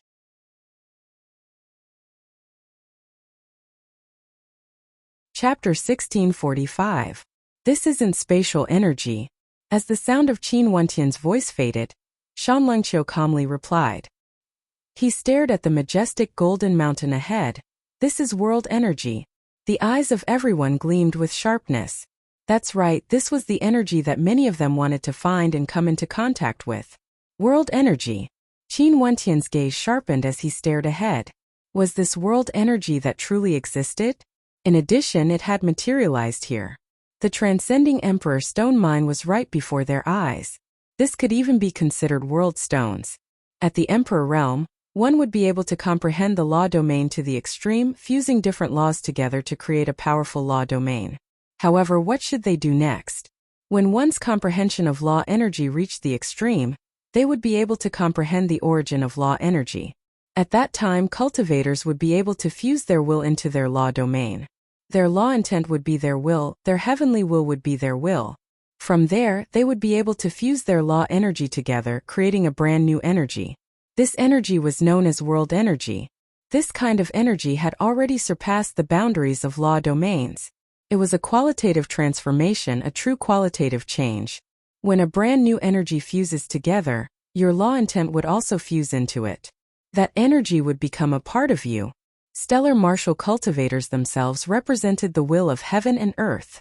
Hence, they were truly extraordinary existences. They weren't merely immortals who used their own laws. They were existences that transcended immortality, achieving freedom. Hence, there were countless immortal emperors in the lifelong realm. However, how many world overlords were there? Currently, Qin Wentian only knew of two. One was the lifelong realm lord and the other was Yi from back then. This step must be as difficult as ascending to the heavens. Countless extraordinary characters might spend their entire lives, but even when they died, they still couldn't reach that level. Let alone world overlords. They couldn't even reach the realm between immortal emperors and world overlords. There were extremely few people at that level. In the boundlessly vast lifelong realm, those who could step into that realm would all be able to become palace lords or establish a peak power. From this, one could very well imagine how powerful they were. After Qin Wentian entered the supreme ancient immortal realms, it was naturally impossible for him to not understand this information. He had once read ancient records and there were records of the 33 immortal realms they lived in. Why was the supreme ancient immortal realms formed? Why was there a world? Why was this world so balanced? There were all sorts of laws that naturally fused together. World overlords already had the qualifications to come into contact with that level. The more stellar martial cultivators grew, the closer they would get to the truth, closer to the essence of the world. Brother Shan saw through world energy with a single glance. As expected of the senior disciple of the Sky Air Empyrean, most probably you aren't too far away from that level. Murong Xiaoxiao smiled. Shan Lengxiu shook his head. I'm still too far away. I believe that Brother Shan will be able to step into that realm sooner or later. Perhaps in this Taotai mine, you will be able to comprehend the level of a palace master. Murong Xiaoxiao continued. I don't know much about the formation of the boundary stone. Can Brother Shan explain it to me? Yes. Shan Lengxiu calmly nodded. I was once fortunate enough to listen to my ancestor's lecture on the Tao. He said that there are 9 astral rivers in the world, containing countless constellations. In truth, these 9 astral rivers all correspond to our cultivation bases. The higher the astral river, the more terrifying the power contained in the constellations. But because the cultivators who sensed it are restricted by their cultivation base, in addition to the boundless distance between them and the constellations, they have no way to truly sense the true power of the constellations. What they can sense is only the power they can absorb. Qin Wentian's eyes flashed when he heard Shan Lengxiu's words. He already had this suspicion in his heart. The higher one's constellation was in the 9 heavenly layers, the more extraordinary it would be. But even for constellations at the first heavenly layer, they contained boundless law energy within them. If not, for some immortal cultivators, if they tried to condense a constellation at the lowest level before, would their constellations be crippled? Naturally not. When one's cultivation base is higher, the amount of energy they can absorb would naturally be different. These mines are actually all gigantic meteors in the starry space or small constellations that were formed naturally. Although I have no idea how this Taotai mine was formed, it must have experienced the passage of countless years. As the saying goes, water droplets can penetrate a rock. Under the accumulation of time, everything would change from quantitative to qualitative. Mines of laws would be the same as stellar martial cultivators, gradually giving birth to source origin energy and law intent. When two different source origin energies exist together for countless years, their law intents would fuse together, and from there, a brand new type of energy would be born, giving birth to world stone mines. You are saying that this mine has its own consciousness? Murong Xiaoxiao asked. Law intent isn't self-consciousness. There are laws in heaven and earth, and that is what we usually refer to as heaven's will. However, it is illusory, yet it truly exists. It isn't like humans or demonic beasts, they can't think. Shan Lingqiu explained. Murong Xiaoxiao's beautiful eyes flashed with a bright light. She smiled. Brother Shan, you are truly too awesome. After hearing your words, I feel that I'm about to gain enlightenment. Incisive. The Yi siblings nodded as well. Qin Wentian had a look of contemplation on his face. Although Murong Xiaoxiao's words were filled with flattery, Shan Lingqiu's words truly caused one to feel enlightened. Humans often said that heaven's will is hard to fathom. Heaven's will is hard to defy. Using Shan Lingqiu's words to explain it, it was very logical. Heaven's will was a type of law intent born from heaven and earth. It didn't have the ability to think and was originally illusory. It was naturally hard to fathom. As for humans, they were the spirits of all living things. When humans comprehended that type of energy, their self-consciousness would fuse into that energy, forming the law intent. You would then represent the will of heaven and earth. Heaven's will is my will. How tyrannical is that? These are all superficial things. The world stone before us should be formed from the fusion of the law intent of space and the law intent of earth, giving birth to a brand new type of law intent, transforming from law energy to world energy. Those people are trapped inside, and most probably, they would never be able to come out again. Shan Lingqiu stared at the group of figures on the mountain peak as he spoke. The eyes of these people all turned lifeless. They must have experienced a painful struggle. This place isn't suitable for us. Only experts at the World Overlord realm would be able to comprehend this type of energy. We are still some distance away from them. Shan Lingqiu continued. I will listen to you. Murong Xiaoxiao nodded. Although the group of them felt that this world mountain was mystical, they also understood that it wasn't suitable for them to comprehend and cultivate here. The distance between them and this place was too far. The group of them continued forward and found another extraordinary place. This was a sword river that flowed down from the sky. It was like a waterfall that flowed downwards unceasingly, flowing into the earth. However, there was a region where the sword river flowed past that transformed into a bottomless abyss. It was unknown if this abyss had reached the core of the Taotai mine or not. This sword river was too terrifying. If one stood below it, only death would await them. The sword intent is still there. It hasn't fused together yet. This sword intent is very close to the origin source of law energy. Shan Lingqiu sat cross-legged and directly closed his eyes to comprehend. Murong Xiaoxiao started when she saw this scene. After that, she smiled sweetly and sat down beside Shan Lingqiu. Qin Wentian also found a good spot. He didn't sit down and merely stood there quietly watching.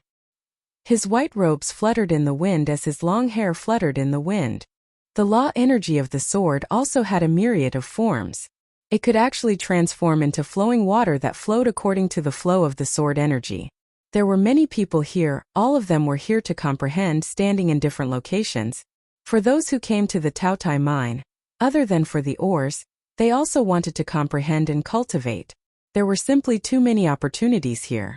Several months later, the group of them were still in the midst of comprehending. Qin Wentian stood alone in a corner. while Murong Xiaoxiao would occasionally ask Shan Lengqiu for guidance. Brother Shan, did you comprehend something again? At this moment, Murong Xiaoxiao asked when she saw Shan Lengqiu opening his eyes. Shan Lengqiu nodded lightly. Murong Xiaoxiao then asked, Brother Shan, I wish to consult you. This sword river is like flowing water, gentle but not hard. However, the sword intent is extremely tough and powerful. Can swords really become gentle and have no killing intent? Naturally it can't. If a sword intent loses its sharpness, can it still be called a sword intent? Shan Lengqiu spoke. Swordsmen should be extremely sharp. Although the sword river before us is gentle, it's actually extremely tough and yang. If one enters it, they would instantly die. The so-called gentleness is merely a facade. Not far away, Qin Wentian's expression changed when he heard Shan Lengqiu's words. In truth, he had been thinking about this question during these few days. However, he had a different understanding from Shan Lengqiu and he could use this opportunity to discuss it. Hence he spoke, I have a different opinion. The law intent can take on a myriad of forms. For sword attribute swords, there's an extremely tough and yang intent. This is something bestowed by the law attribute itself. However, sword intent can also be gentle, like flowing water brushing past one's body. Murong Xiaoxiao inclined her head and smiled at Qin Wentian. She didn't expect him to speak at this moment. Shan Lengqiu frowned when he was refuted by Qin Wentian. He calmly spoke. Have you seen a sword that can't kill? I have. Qin Wentian nodded. When we control the sword intent in our body, why wouldn't it injure us? Fallacy. Shan Lengqiu's voice turned cold. How can the energy we control hurt ourselves? What kind of example is this? Simply nonsense. The so-called law intent is to infuse one's own will into one's energy. This is what you said earlier. Since this is the case, when we enter a higher realm, heaven's will would become our will. We would be able to control it with ease and not injure ourselves. Similarly, we wouldn't be able to harm others. Right now, we are unable to do so because our cultivation bases aren't high enough. Qin Wentian's tone was as calm as ever. This was his opinion. Although it was the same as comprehending, different people would naturally have different insights. Have you seen people with a higher cultivation base doing this before? Shan Lengqiu mocked. His eyes were filled with mockery. Brother Shan is the eldest disciple of the Sky Palace Lord, a grand disciple of the Realm Lord. You have heard the Realm Lord's Tao lectures before. Murong Xiaoxiao giggled. There's a difference in comprehending the Tao. I'm merely stating my opinion. Also, I stand by my opinion. Qin Wentian laughed. In that case, you feel that although you comprehended the Tao later, you have comprehended the Tao before me? Shan Lengqiu's voice was sharp as a terrifying sword intent gushed forth. Since this is the case, why don't you spar with me and we will know? Brother Shan, this is merely a Tao discussion. Brother Tianwen is merely stating his opinion. There's no need to harm the harmony between us. I Ching persuaded, faintly feeling that Qin Wentian's words were logical. However, he naturally wouldn't say this out loud. You're tuning into the Li Mei's Sword of Destiny YouTube channel. We're so grateful for your support, and don't forget to subscribe to join us on this incredible journey through captivating stories. Your generosity through donations truly makes a world of difference, as it's the primary source of revenue that allows me to expand and enhance this channel for you. Thank you from the bottom of my heart for being a part of this adventure.